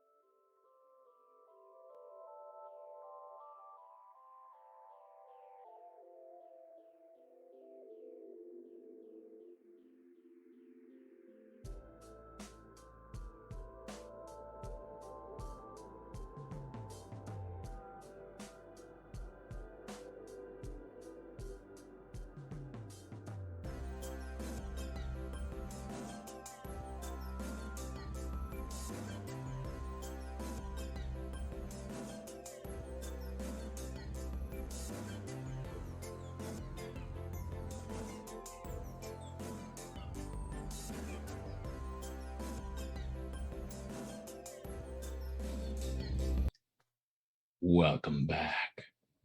So, our ship has been spotted and eyed by a rather large plesiosaur, an aquasaur. Since dinosaurs, they're not dinosaurs, as Jack said, but in this world they are. So they're with two others coming up behind. And so, as we encounter these three magnificent creatures, we will roll initiative. Oh no, is this like a mother and offspring situation? Is that why the one is so much bigger than the other? Oh no. What? Uh-oh, yeah. I'm gonna feel bad about whatever's about to happen here. It's I don't feel bad about rolling a 19 on my initiative though. All right, my only digital roll. It's a 7. Oh. Oof, those are initiatives? Hey, mine was good. Yeah. Whoa. Oh, Can you that's beat not it? us. Yeah. Can you beat a nat 20 for a 22? Probably not. No. Glad you burned it on Do initiative. Oh, it's better there than on one of us. That's a good point. Ooh, a 17 too. Not bad. Okay. All right, so just shave 5 off every dice roll from here on out. That'll be great. The trend is now set. All right. So as the two appear behind and you see this third one, or the large one, just rapidly start to close distance. So where it is right now is an approximation. It's still kind of off of that.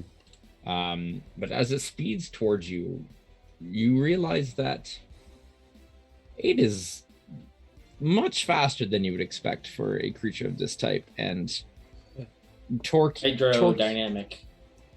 Torque, you are starting to understand that perhaps this is not your everyday plesiosaur. There's something different.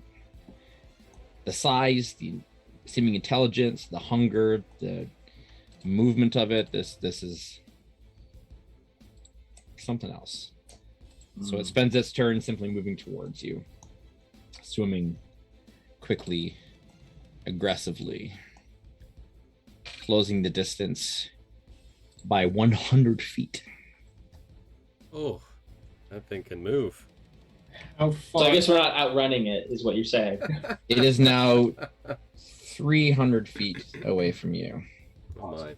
as it was kind of slowly kind of moving its way in, and then just like cuts as the other two appear behind it. Just starts rapidly swimming towards you. Gotcha. Flick.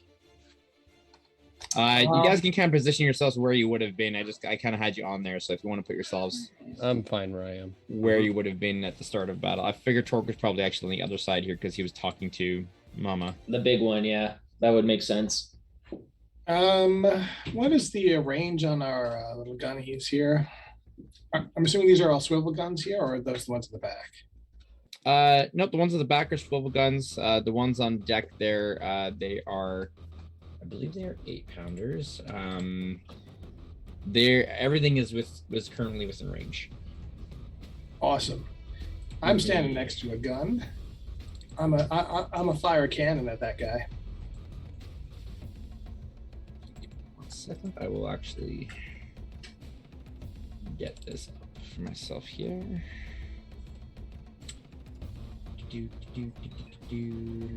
Your range is 800.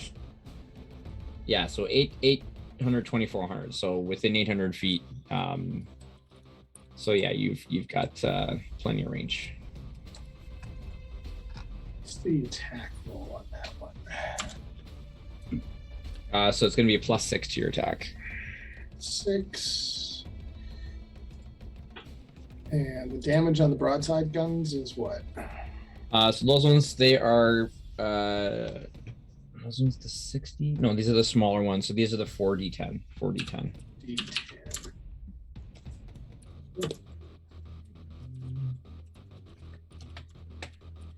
All right. Let's see how I do with the broadside cannon. Kabang! That was not a good shot. 10 does not hit. The cannon fires, and it just like moves its neck out of the way and kind of Oh, towards you. from a little leather strap around my neck, I pull out Lefty's knuckle bone, kiss it, and go, "Come on, buddy." Oh.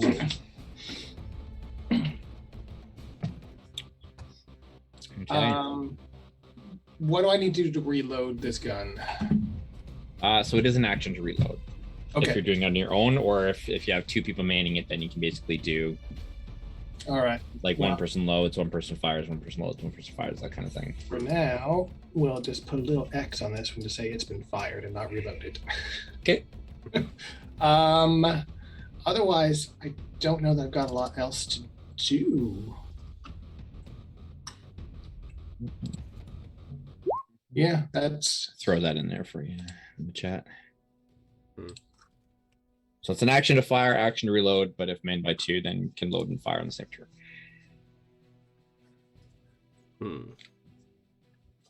Okay, so that's it for Flick. yeah. I'm done. All right, Torque. Talon, any chance that you could use that acorn of yours to summon, I don't know, like maybe an orangutan to help us man the cannons?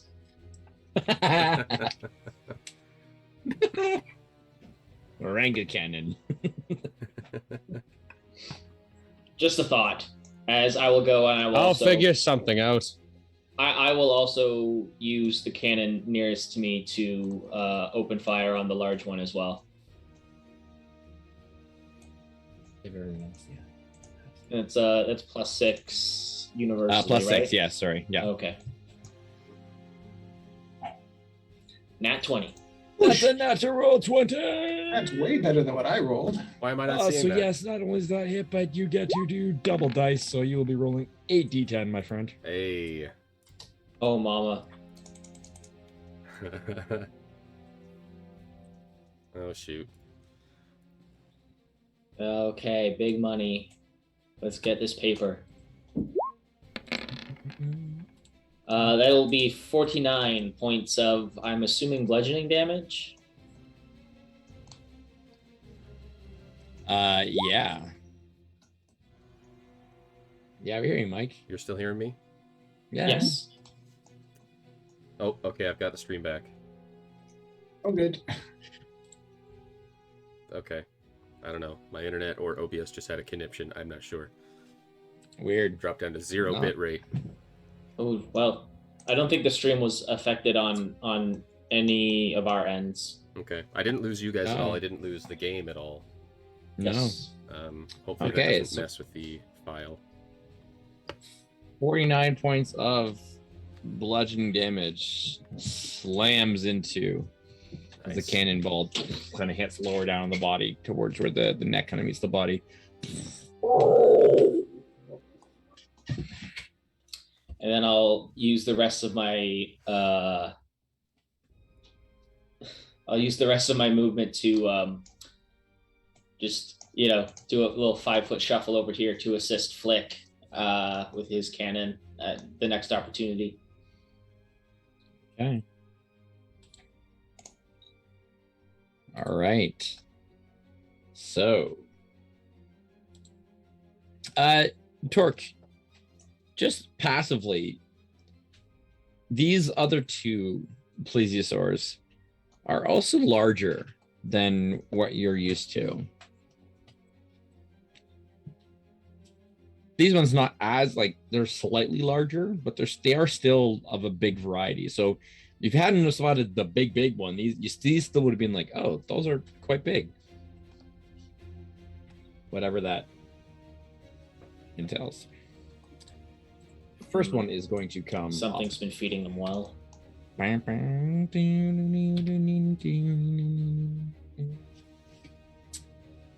And with a easy enough reach, given the size of its neck, it's going to take a bite at Flick as it swims up to the side of the ship and kind of bumps into it and goes, and sees a tasty little goblin morsel It decides it wants to try and bite. 11. Doesn't hit. Misses to the side. Does a quick other snap. 14 to hit. All right, this one I gotta check. I believe, yeah, with the rolling a 1 on the Axiom shield. Oh, you hate to see it. Then a 14 does hit as your shields. So then weakens I you. will cast the shield spell, and it misses. Okay. There we Smart. go. So shield Smart. fails and then shield works. Good. Noted. All right. So 5, 10. Let's go. This one's going to swim underneath. So it'll kind of be here, but half of it is like underneath the ship still. Mm. And it's going to come up on the other side. And Tail, you watch as the other net kind of comes to the other side of the water. I'm snapping down towards you. 13 to hit on the first bite. Nope. Hello. And a 19 to hit on the second bite. That'll get me.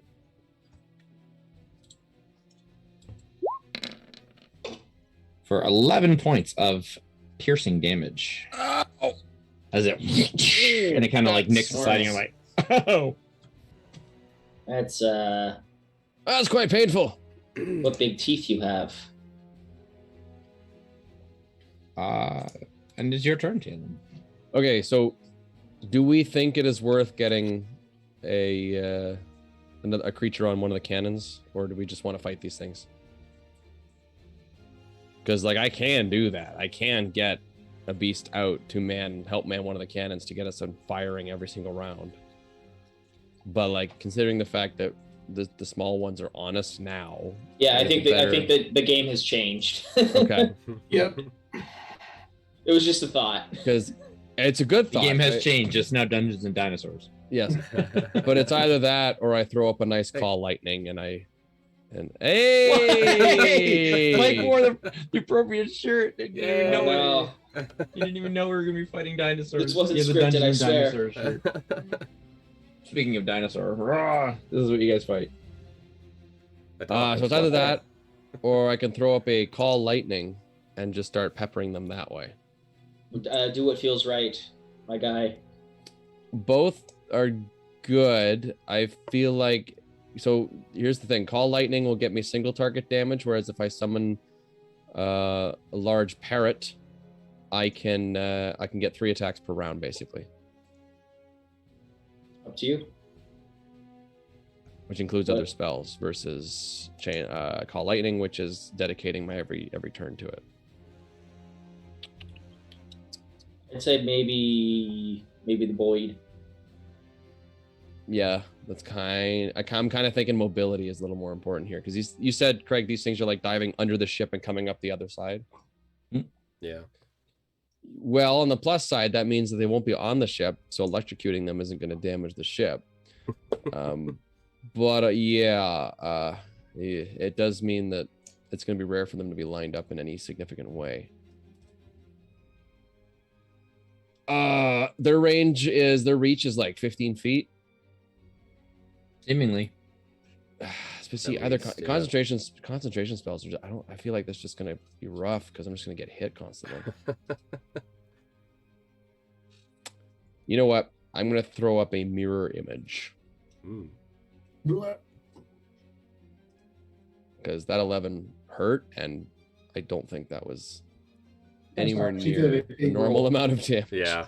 That was a I below. mean, that was a low roll too. That was a So nat I one will- on there, yeah. I will very quickly grab out the squeeze box and conjure up several bits of water all around me, which will form into reflections of myself and then complete and impossible illusions. And then I'm gonna throw Bardic Inspiration at man, who wants it? I don't The know. ship. No, wait. I Just feel don't give it like to the enemy. That's That's the important part. Oh, that's not how that works. Okay. Ability check, attack roll, or saving throw. Are you? What kind of spell are you planning, Dinar? Talon doesn't know that. Fair enough. True. I'm gonna throw it on Flick as I usually Mike do. keeping it real.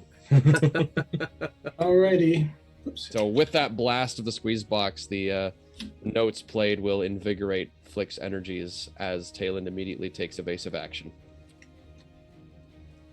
Shoot. All right.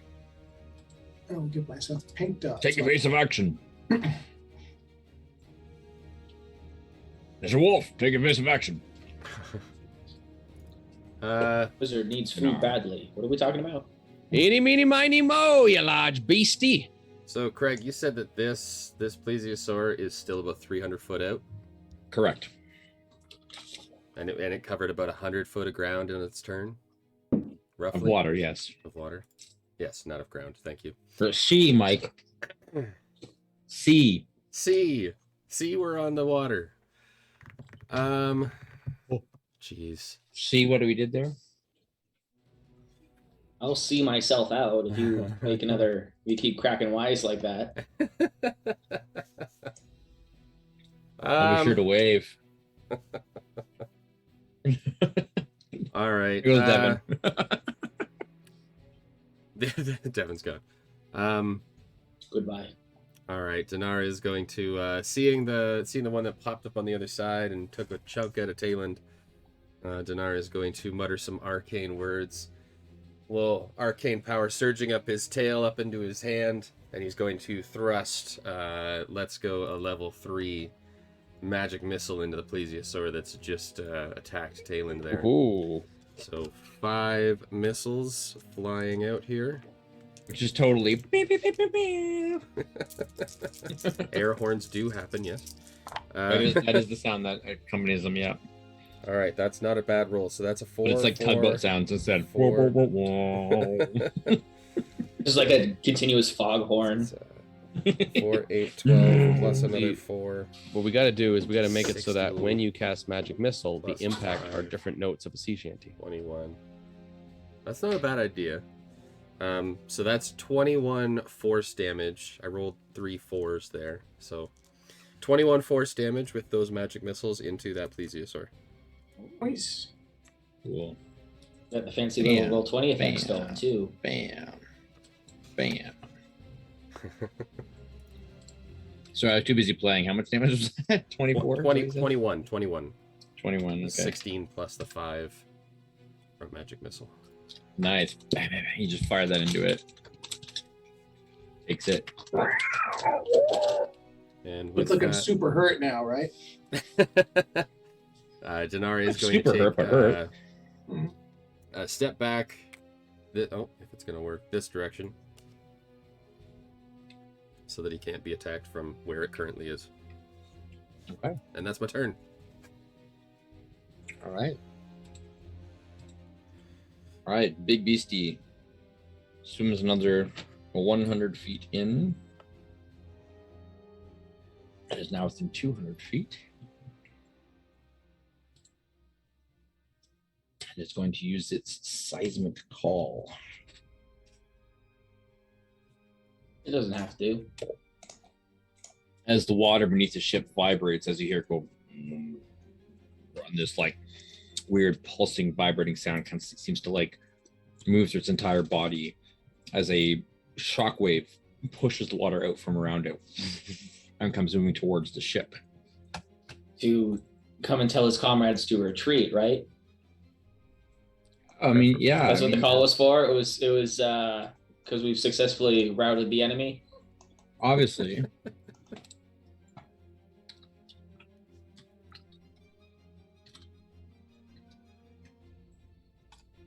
So this is an attack on the ship. Oh, jeez. Yay. Okay. So it's I not like gonna to be too think much- that I like to think that we all kind of rock back and forth a little bit, like on the crew of the Enterprise. Like we're all like, Well, see, here's what's coming. So the ship itself doesn't really take much damage, but from the force of the seismic wave that comes in your direction, I need all of you to make strength saving throws, please. Thanks. Oh, As the entire ship just like gets bombarded. Strength saving throws. Ooh. I'm great at those. If only I was raging. That's going to be a 13. Oh. I rolled a 1, Wow. and I have a +0 on strength. That is a Orc. 1. Yes, it's a 1. You keep your footing. The rest of you are all knocked prone. That's not too bad. As you all, you just get shooken. You get shaked, Shakified. Not stirred. and it is now 200 feet close, or not 200. Sorry, 100 feet closer. So it's within 200 feet of the ship now. That brings us to Monsieur Flick. All right. I will spend 15 feet of movement to stand up. I will spend 10 feet of movement to move 10 feet. And then Flick's eyes go that awesome black on black thing as he holds a fist out, and you see the purple necrotic energy, and he Gora, boom, okay. And his voice is like 10 octaves lower than it should be, and he just So normal. yeah, absolutely. Okay, cool. And I have hexed it. I'm going to hex it for strength Ooh. because why not? So that was a bonus action to hex. Now I'm going to whip it a bunch. Vita mortis. Which one are you hexing? Sorry, This That guy. that guy.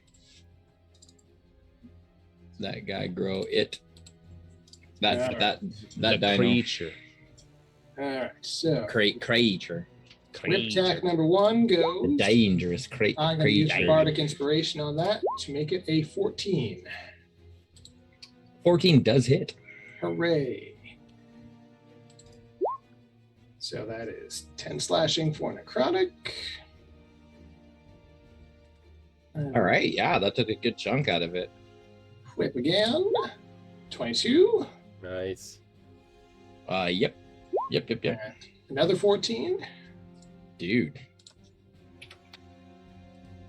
Is it still kicking? it is, but this BC's looking white. I will action surge, and I will whip again. Nice. Damn it. Oh, Ah. And 24. 24 indeed. And 10. Wow, that's a really low roll on that one. Ooh, Will it be enough? it's still hanging on, but it's looking rough. You whipped it good. Oh, you know what? I'm going to dump my Fury of the Small into that last one. So another Hey, 7 points of damage. Hey. so close. Ah. So close. Talon, cough on it. Pretty much. I'm not gonna lie. All right. That was a lot of damage. That was a very good round, yes. Flick's Alpha Strike is pretty good, but Indeed. yeah, I'm done. All right, Sir Torque. Okay, we really need to get some crowd control. I don't want this thing to have a chance to take a bite at Talon, so I'm gonna rush in here. Captain, permission to rage. Dead. You hear from the floor of the deck above. And I rage. I will need the plesiosaur to make a dexterity save. Oh, if this finishes it, I'll be super happy. All right, that's a I'll 6. be happy too. Ooh, that's a fail. Which means he's going to take a big old 4 points of lightning damage. Considering it had 2 hit points left. Hey. Kablam. Nice. Nice. It does Right, slink and then- back down into the water and. So then, in the interest of crowd control, I will move over here and get to work recklessly attacking this one. Whackety whack. Oh, I should be concentrating. Considering its neck was like snaking over the ship, I assume that I'm going to have no trouble reaching it. You do, yeah. It's within. You're in its threat range right now, so Okay. you can attack it. You're adjacent to it. So this first attack will be an 18 to hit. Yep. 11 plus the 2 from my rage damage We'll put that at 13. Mm-hmm. And then for the second attack, 23 to Dang. hit Yeah. for another 14 bludgeoning damage. Nice work. 2 solid hits. So I think I just sort of like rush in and then just kind of two-handed like uppercut it across the jaw. And then as its like head is recoiling up, I like take the curved part of the anchor, just hook it around its neck, and then pull it down and smash it into the deck of the ship. Nice. Awesome. Awesome. Nice. Torque. With your passive perception, being this up close, you notice that the creature's eyes are blackened. Wondered about that. Oh no. We just got this ship, Oh. Craig. We just got it. He looks directly into the eye as he's got it like pinned to the ground with his anchor and just says, "An entire ocean between us, and you still keep managing to find me." What? The dinosaur says in response, "I don't even know you." Never mind. Thanos Scarlet Witch moment.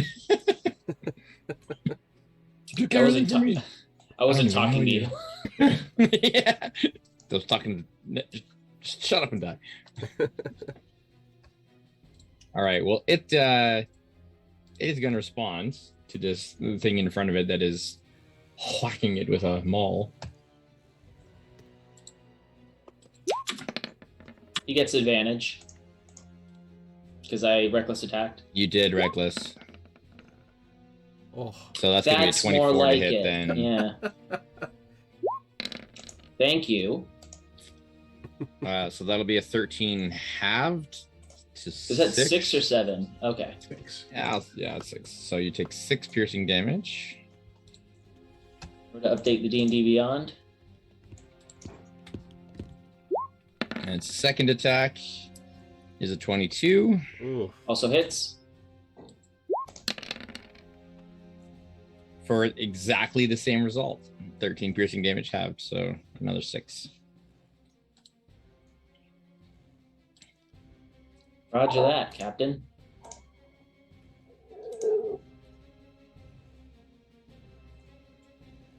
You hear in Aquan basically screaming out, "Feast! Attack! Feast!"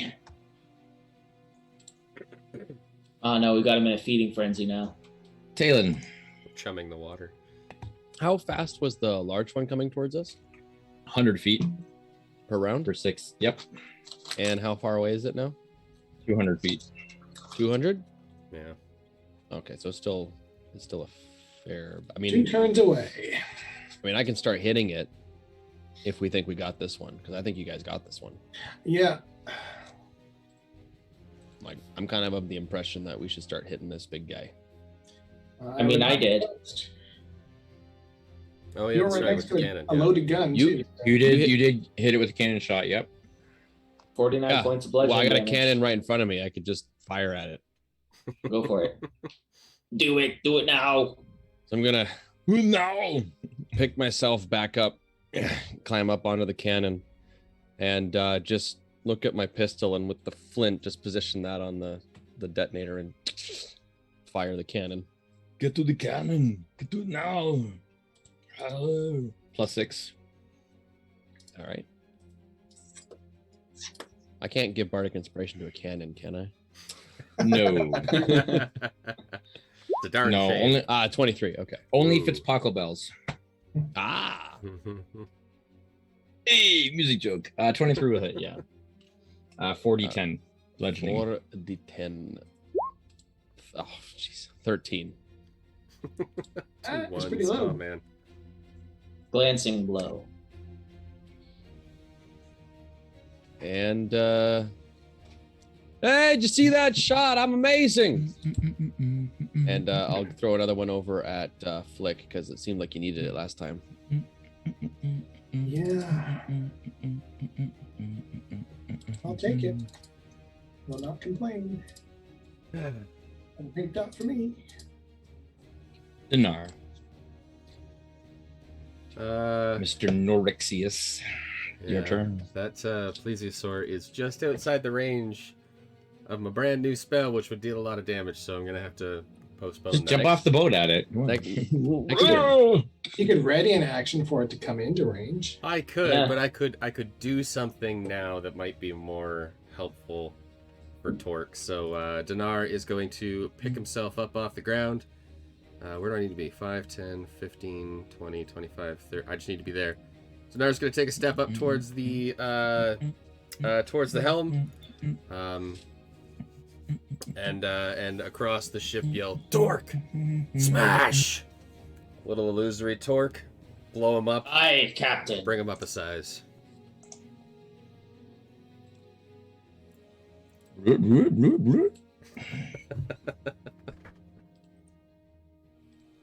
I'll just ping that. See Gross. all the stats there on the roll 20.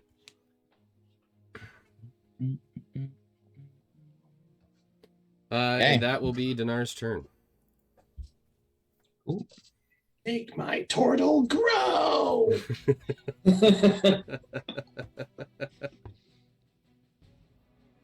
All right. The giant one is going to swim another 100 feet closer to bring it within 100 feet of the ship. How's that? And it will use its seismic call once more. Strength saving throws, wasn't it? Well, funny you say that.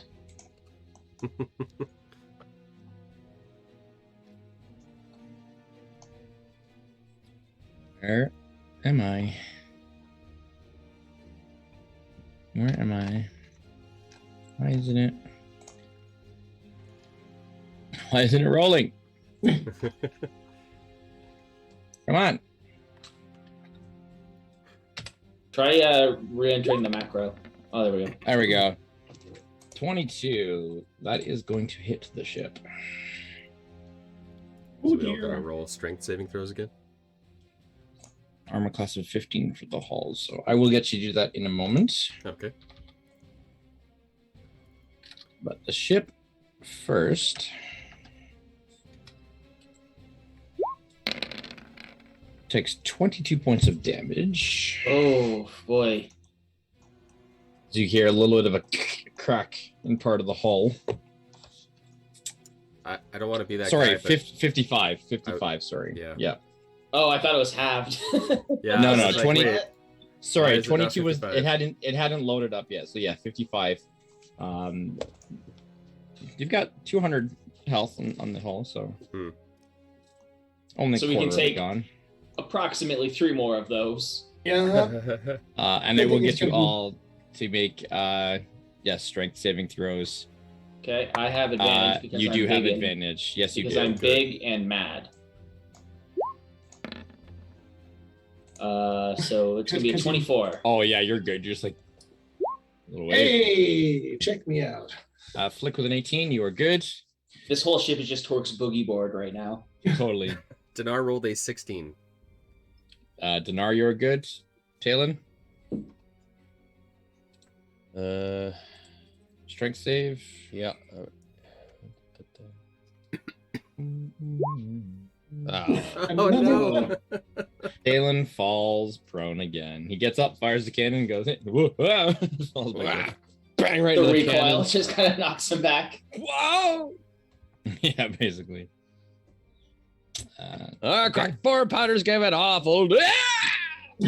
Basically. Flick. All right. Bonus action. I will apply the hex to this cat.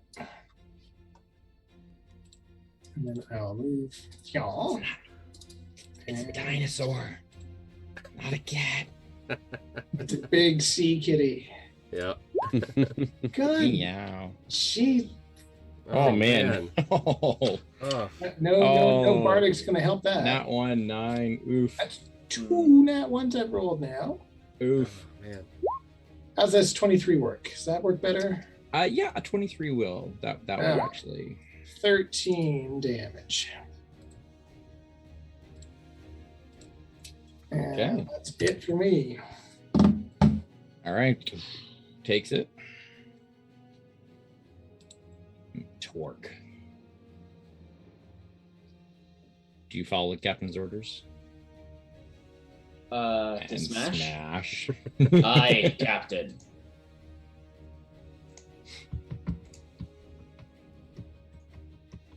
All right. So first, I'll use my bonus action to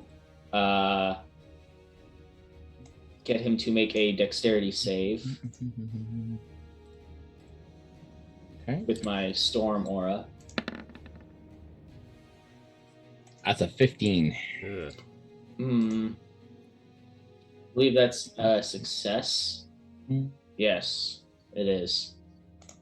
So he will take 1 point of lightning damage. That's nice. Oh. And then I will Hey. smash. Then It's I will like, smash. ow, stop it. It was like a little, like a little static electricity shot. Okay, so that'll be a 19 to hit. 19. 19 will hit. It licked a battery. Oh. Oh, disappointing.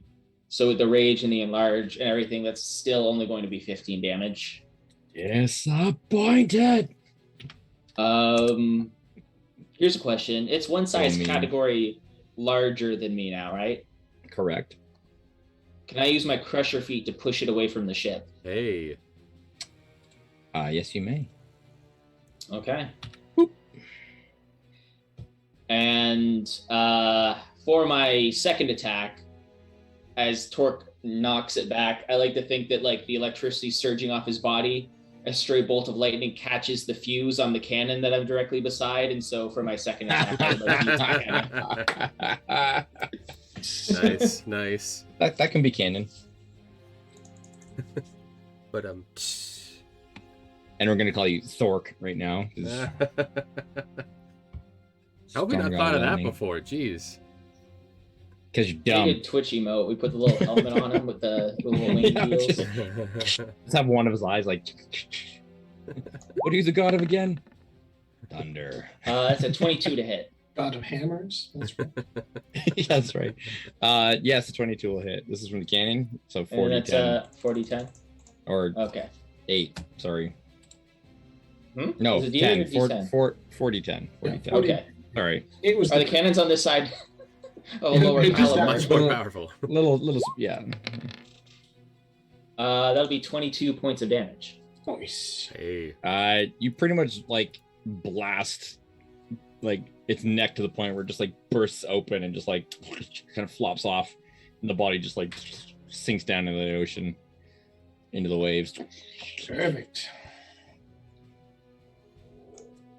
You hear the other one just like howling out. Torque is just gonna like look up at the sky and just let out just a primal roar. Ah. Well, I'm not gonna do it. I think there's people trying to sleep right now. So He's on our side. Right?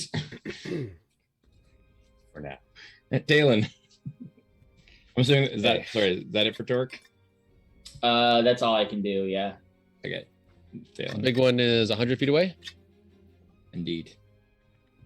Okay, 100 feet. Well, it's still coming for us. Yep. Oh, actually, is there one thing that I can do? Because I didn't use all my movement this turn. Yeah, go for it. Sorry, I didn't mean to. But No, go for it.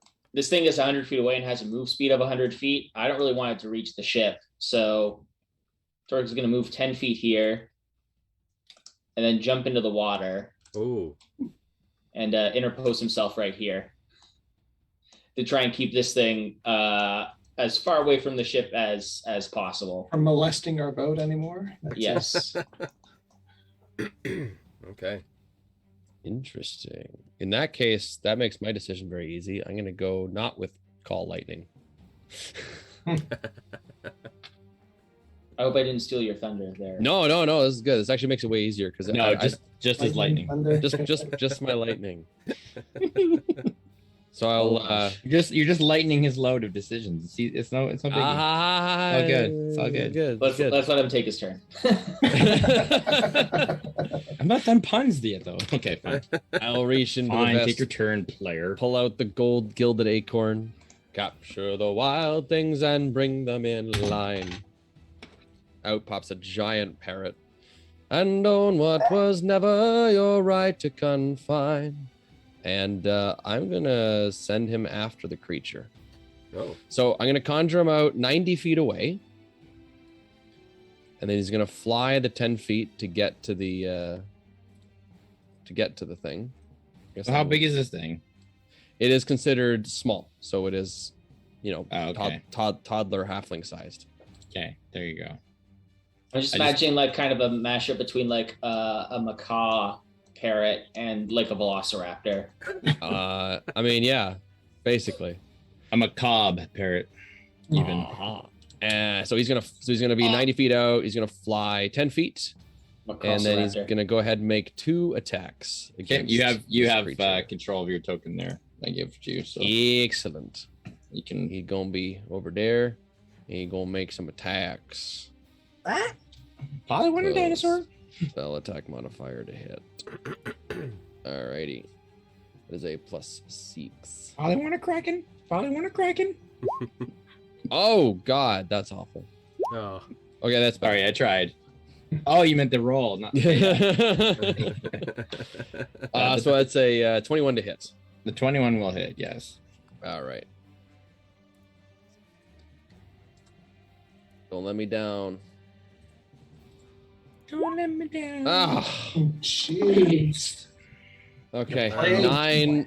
Nine piercing damage as it 9 pecking damage. pecks It's like into like it. bites a scale off, like And then I'll get it to fly 50 feet back, and it has flyby, so not provoking any opportunity attacks. Alright. Noted. Dinar. All right, it's time. Oh. 5, 10. Dinar is going to reach the edge of the boat, and from his pockets, he's going to fish out a little container filled with some slug bile.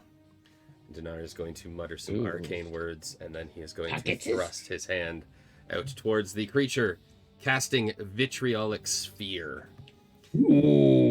So the creature needs to make a dexterity saving throw.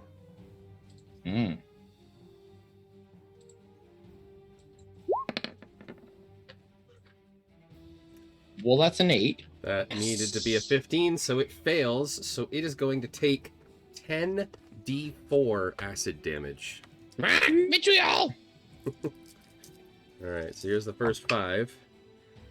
Alright, so there's vitriol here. Okay, so 3 and 3 is 6, plus 4 is 10, plus another 2 is 12. Now I roll 5 more. That's a 3, that's a 2, that's a 3, so there's 6 and 2 is 8.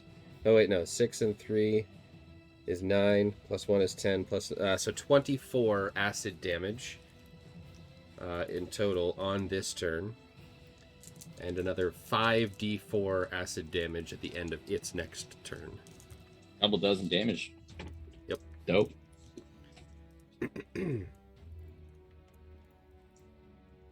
Okay.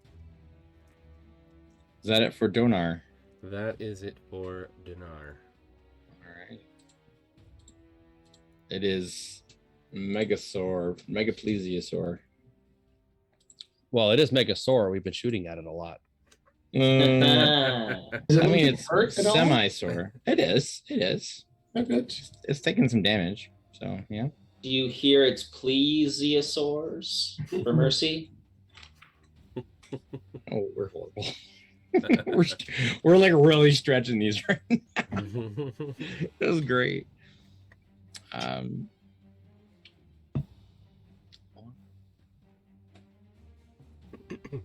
So it's 100 feet out. Let's see what's it gonna do. Swallow torque hole. You can certainly try. Actually, can. I'm a big boy now. But You're a bit of a bigger snack now. I'm a whole meal.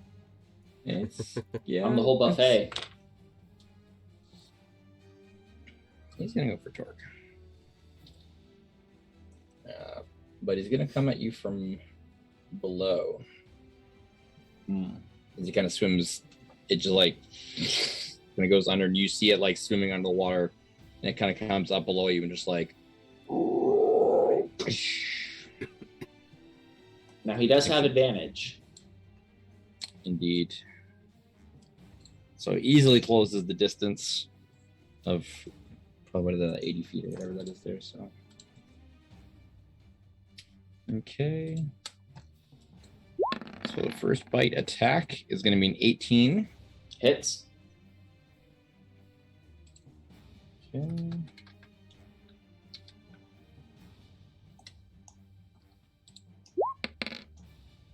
That's going to be 15 piercing damage. Have that to 7? Yeah, we'll have that to 7. And can you please give me a dexterity saving throw? Okay. Because of my danger sense, I have advantage on this, yes? Yeah. Whew. 21. Okay. You do not get swallowed. Hey, there's a good thing. Second attack, 25 to hit. Also hits. Okay.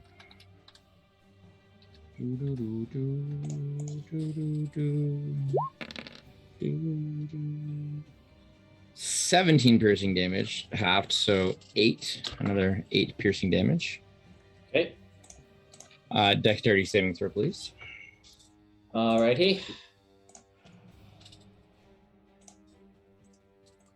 With my danger sense, that will bring it to a 17.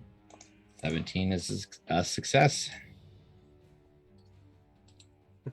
And its final attack is going to be with one of its massive giant flipper appendages when it just like it's gonna actually like hit you from underneath and just whack you with it.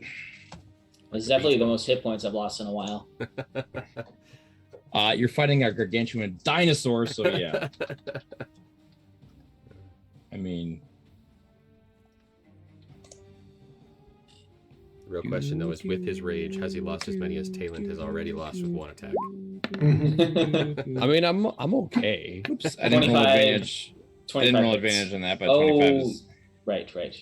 Reroll. rolled just in case. Just in case it's. So happy I cast mirror image.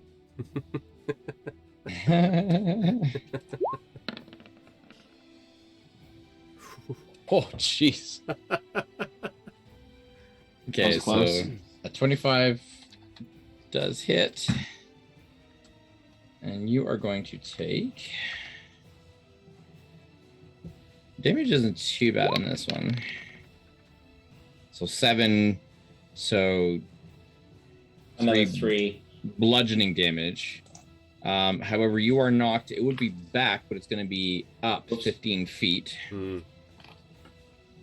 So you get launched 15 feet up into the air, and then you drop again. Like, you guys watch as you see Torque like fighting something underwater. You see like, you know, churning, and you see like the teeth coming up, and all of a sudden you just see Torque go and like get batted right up into the air 15 feet, and then drop down in the water again.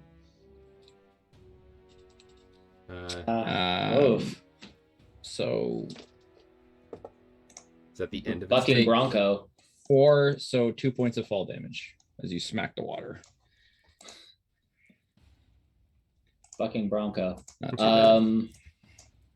It doesn't look like the Twitch overlay is updating, but just so everyone at home knows, I have 72 hit points out of 104 at the moment. Oh man, you're like almost dead. Like I said, this is the most I've taken in a while. Jeez. So at the end of its turn there, Craig, it does take another 5d4 acid damage from the vitriolic sphere. I hear you. I hear you with those dice ready. You're like, Yeah. I want to roll the dice. Come on, man. All right. Like, Craig, finish Dice your are turn hot. so I can damage it. Okay, that's a Nice. good roll. So there's 3 4s, so that's 12. Plus 2, plus 3. So 12 plus 5, 18. No, 17 acid damage. Okay. That was almost as much as the 10 d4s I rolled. Come on. Consistency. Flick. All right. I will move up to here. I will bonus action apply my hex to this cat. And then with my action, I will reload this cannon. Oh, good call. And I'm done. Dork. Now this guy really is working me over. Should I go against my usual sensibilities and play a bit more defensively? I think I'm gonna reckless attack. Be defensive about it. That's good. Defensively reckless. Well, defensively, recklessly. Or gets knocked out of the water, and you just see him go like he's not like flailing. He just goes right into like an elbow drop, and I'm kind of picturing that, like, as he's in midair, as you do this, and he just brings them all around, like, whoa. Considering this is like all within 6 seconds, right? Like, yeah. First attack. it's like one constant movement here. That is going to be a 25 to hit. 25 will hit, definitely. 15 damage. Not great, but we do get 2 of those, so let's try that again. Nice.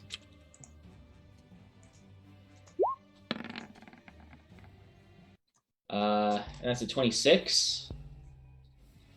26 will hit, yeah. For a total of another 15 bludgeoning damage. And since there's not really much else I can do with my bonus action right now, I will use my Storm Aura again to try and give him a zap. If you want to give me a dexterity save. Already on it. That's a 9. Eat that. He'll eat that, I think, when he takes an additional 4 lightning damage. Oh, burn. I really want to crit. I really want to crit against this guy because with my Crusher feat, that would give everyone that's manning the cannons right now advantage. Ooh. Oh, there you go, man. So I'll keep fishing. I'll keep fishing for those crits. He liked a big battery, car battery. So you see Tor get flung up, just falls back in an elbow drop. You see more water splashing up, and then just like crackles of electricity reaching the surface. I love it. I love the imagery of that. Torque It's like a fighting big giant cartoon dust cloud, except just with like water and sea foam. Torque fighting giant monsters is what I'm here for. Like, let's just face it. I mean, that's kind of that big. So. I'm picturing the boat scene from like Godzilla versus Kong. Oh yeah, totally. Where he's like on the boat. Not spoil it. Watch it. Talon. Okay, so how this thing's looking pretty wounded? It's about a quarter of where it was. Oh, Can you actually see it, or is it underwater right now? It's underwater, but big enough part of it is kind of breaching the surface, so it's there. Okay, But so it is but under the water, yeah. do we just want to keep firing cannons at this thing? It's gonna do a lot more than that. That's what I'm thinking. I feel like that's just our better like. Okay, are you okay if I use your cannon, or are you intending to use it? I was gonna. Okay, no, that's fine. If you reload a cannon, can Willie fire it? Yeah, I would assume so. Because I feel like that's less of a stretch than having Willie be the one that reloads. I mean, his strength is 18. He probably could pick the cannonball up and throw it. Grip it on the husk. Yeah. No, I'd probably reload and then get him to fire. Yeah, that would make more sense. I'd say that would make more sense. Yeah. I mean, it's either that or I start throwing spells at the thing. But most of them would hurt Torque. Except Tidal Wave. But Tidal Wave is 48, which we already know the cannon's better than that. So yeah, we're going to use the cannon. But what I was thinking is if I get Willie to make 2 attacks and then I'll fire the cannon, that gives us a good chunk of damage right there. But if you would prefer to fire that cannon, I can fire this cannon. Yeah, we'll see how I do. All right, cool. So I will get the cannonball, get it in the cannon as we go, and we'll get Willie to come down and just kind of peck away at the cannon and cause some sparks to flare up and ignite the cannon into the. You like throw creature. your flint up to Willie, and then he just like scrapes it along. Yeah, He absolutely. like, grabs it in his talons and just like scrapes it along the length of the cannon as he flies. Fire in the hole! Because narratively it's awesome. Go for it. Oh, I mean, yeah. Come on. Mechanically, I imagine it works just fine. I'm just being What, silly. he can do it. Whatever. Yeah. He has an action. Like he's interacting. He's firing plus his 6, stupid right? cannon. It is +6.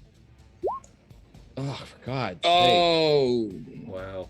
You aim it a little bit wrong, and as he goes to fire it, he like lands on it and like moves it up a little bit, and it like fires up and like skips the water.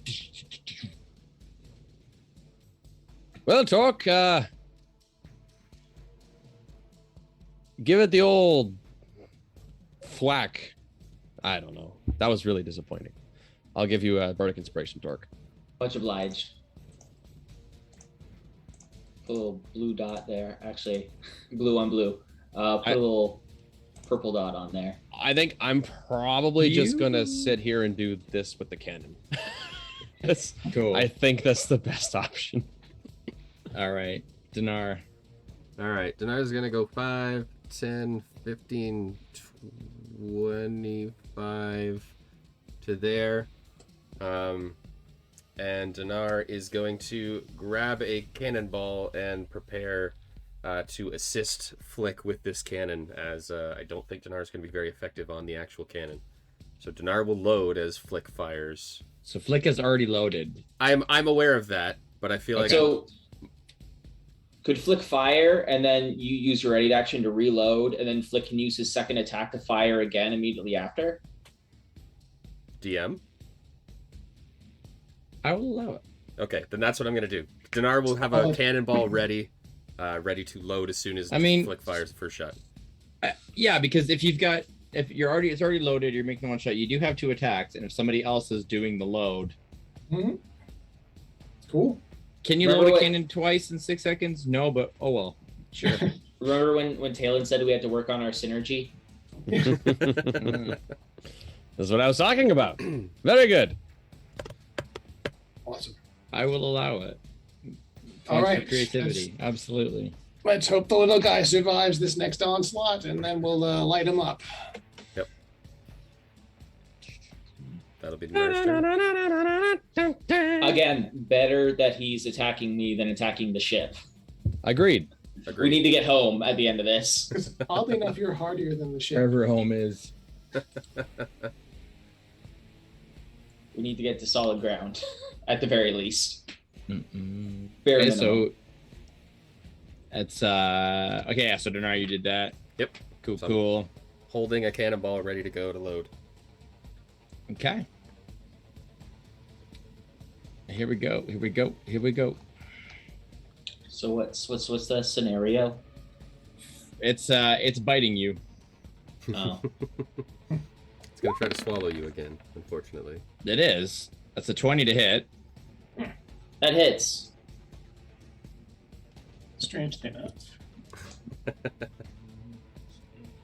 Blah blah, like a dungeon dragon. Blah blah, like a dungeon dragon.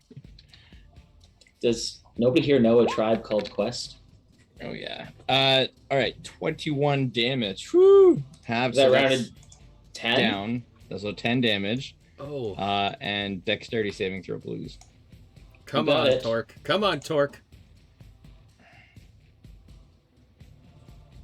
I have danger sense. Oh yeah. Oh no! Not gonna help me out, but I have it. Oh no. Oh, Torque, no. as big as you are, and this like you guys are looking at Torque who's like large right now, and this thing still just like melts, just like It's enormous. envelops and just like Wow. swallows Torque. I like to think it takes a minute. It's Whole kind of like into the soul. you ever see a seagull eating a hot dog? It's like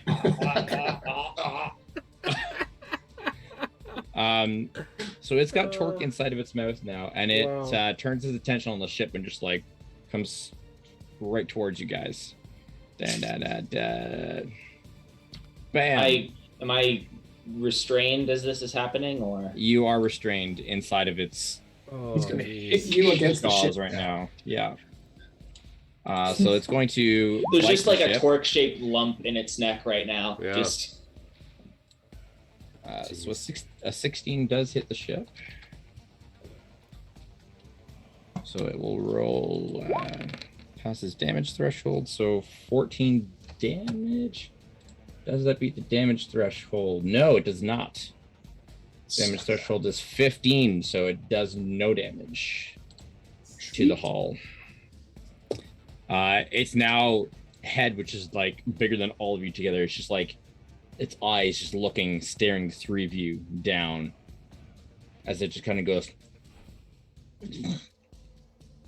And you know that Torque is in there. You can see just like flexing its jaw muscles, and Torque, you're like, you're being crushed on the inside by its massive jaws. Flick. What does this do for a cannon shot? Since it's like pressing up against Yeah. the side, can I just like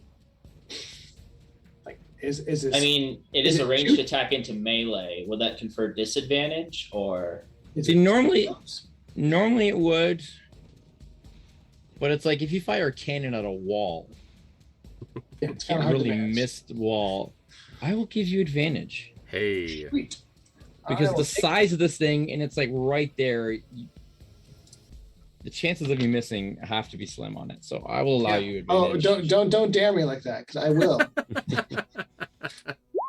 I'm However, with a Hey. 19, that'll probably hit. a 19 will hit, yes. Uh, The 10 wouldn't have, so. So, and the hex still applies, but I rolled crap on my 4d10. Oh yeah, Hmm. 1, 2, 3, and 4. Yeah, Wow. Like, could that even happen? Wow. apparently But it did. Dinar's got you with that reload, right? Yeah, lock and load, D. He does. He does. All right.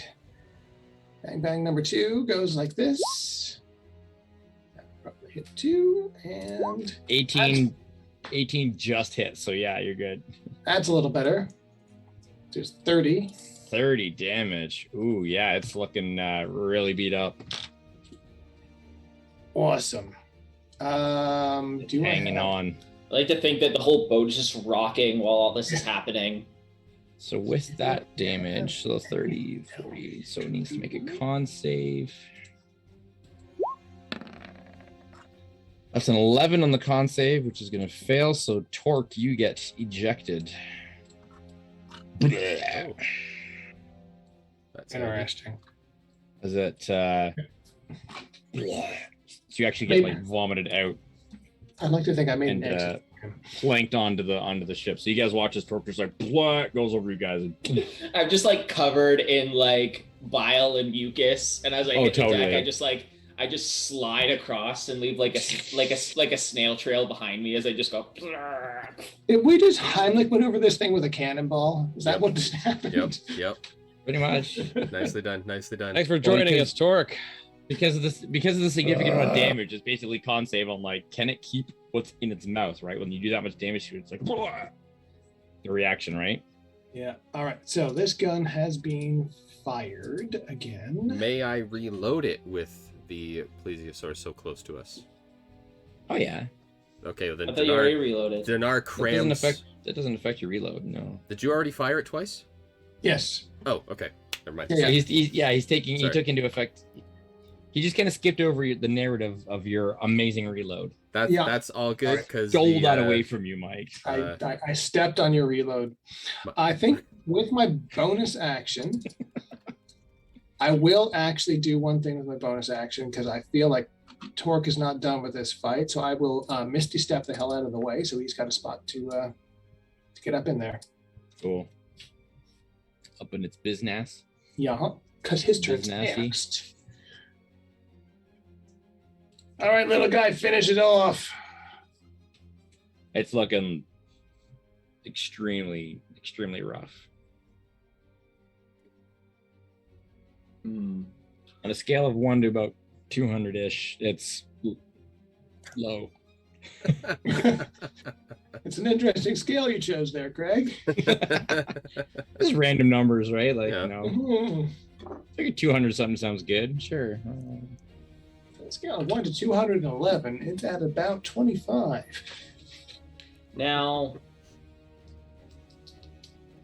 Torque still does have the daedalus axe. Yes. Is he big enough to wield it effectively at this level? At this Well, size? The only thing is that if you were wielding it, it's also grown with you. Oh, Yeah. okay. Never mind. He wasn't wielding it. Well, no, because he was carrying it. It was so that's on true. him, yeah. So everything on Okay. him grew. I'll keep using old reliable. So it's then. now a giant axe. It's the size of the mast of the ship, you know. Torque It's will now just a colossal axe. Torque will just keep using old reliable then. As he gets ejected from this thing's maw, just slides on a trail of bile across the ship, just bumps his head on the far rail. He'll just roll up to his feet and just like grab his maul again, and then just wordlessly charge towards it again I love it. and make his next reckless attack. That's so good. Do it. Crit. Huh? Ah. 19. No crit, but a 19 will hit.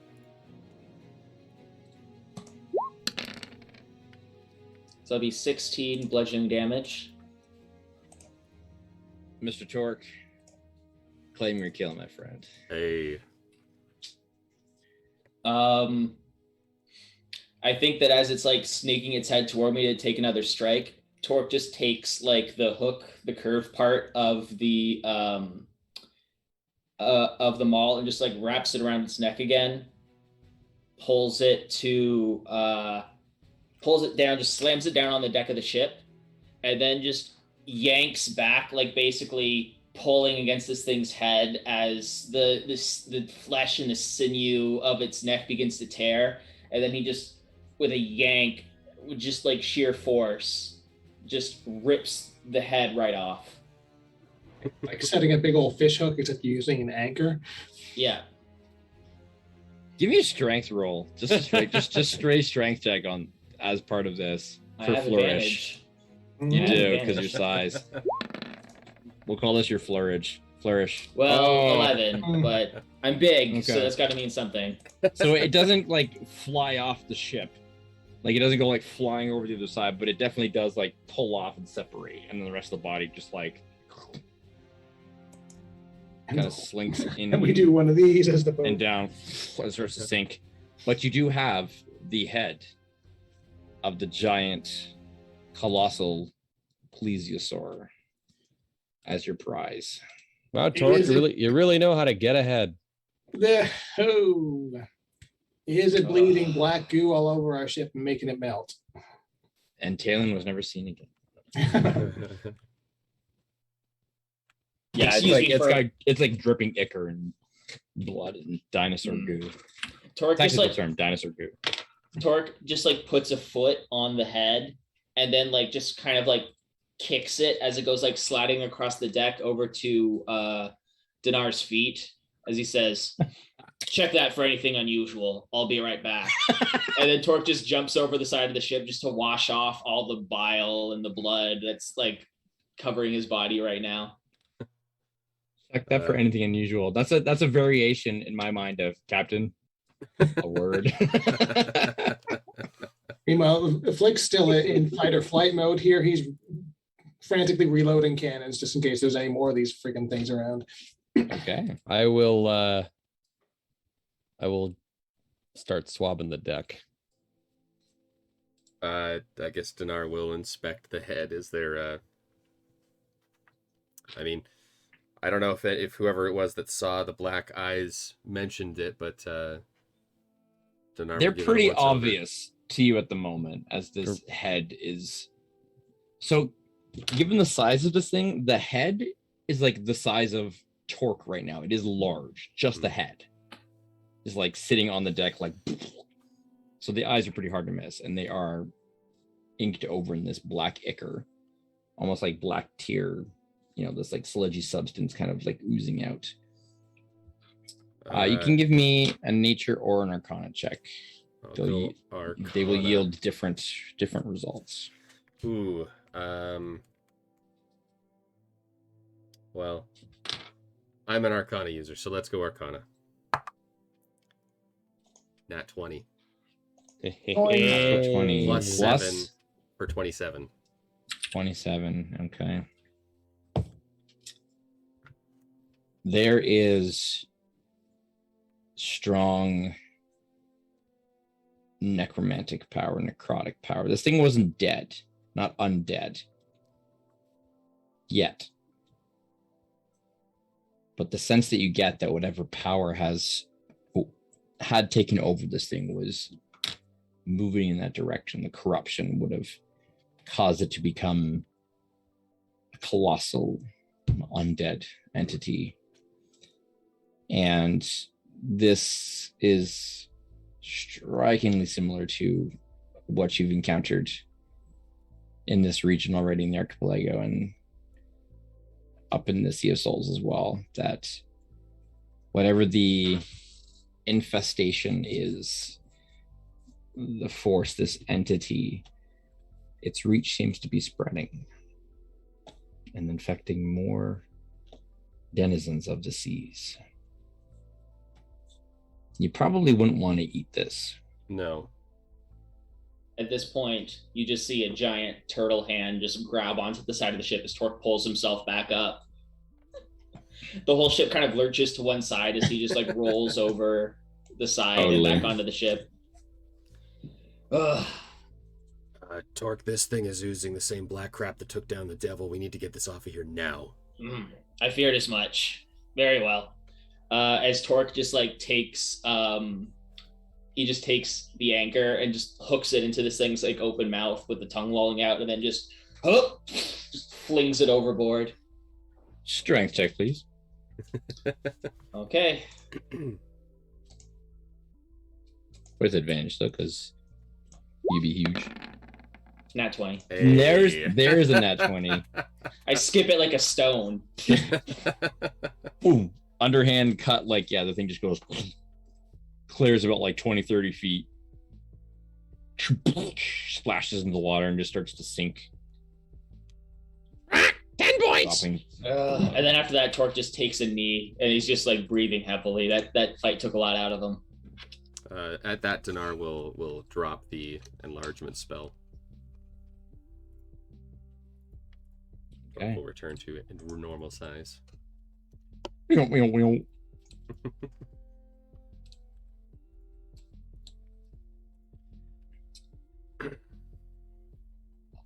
you look Right, around, well.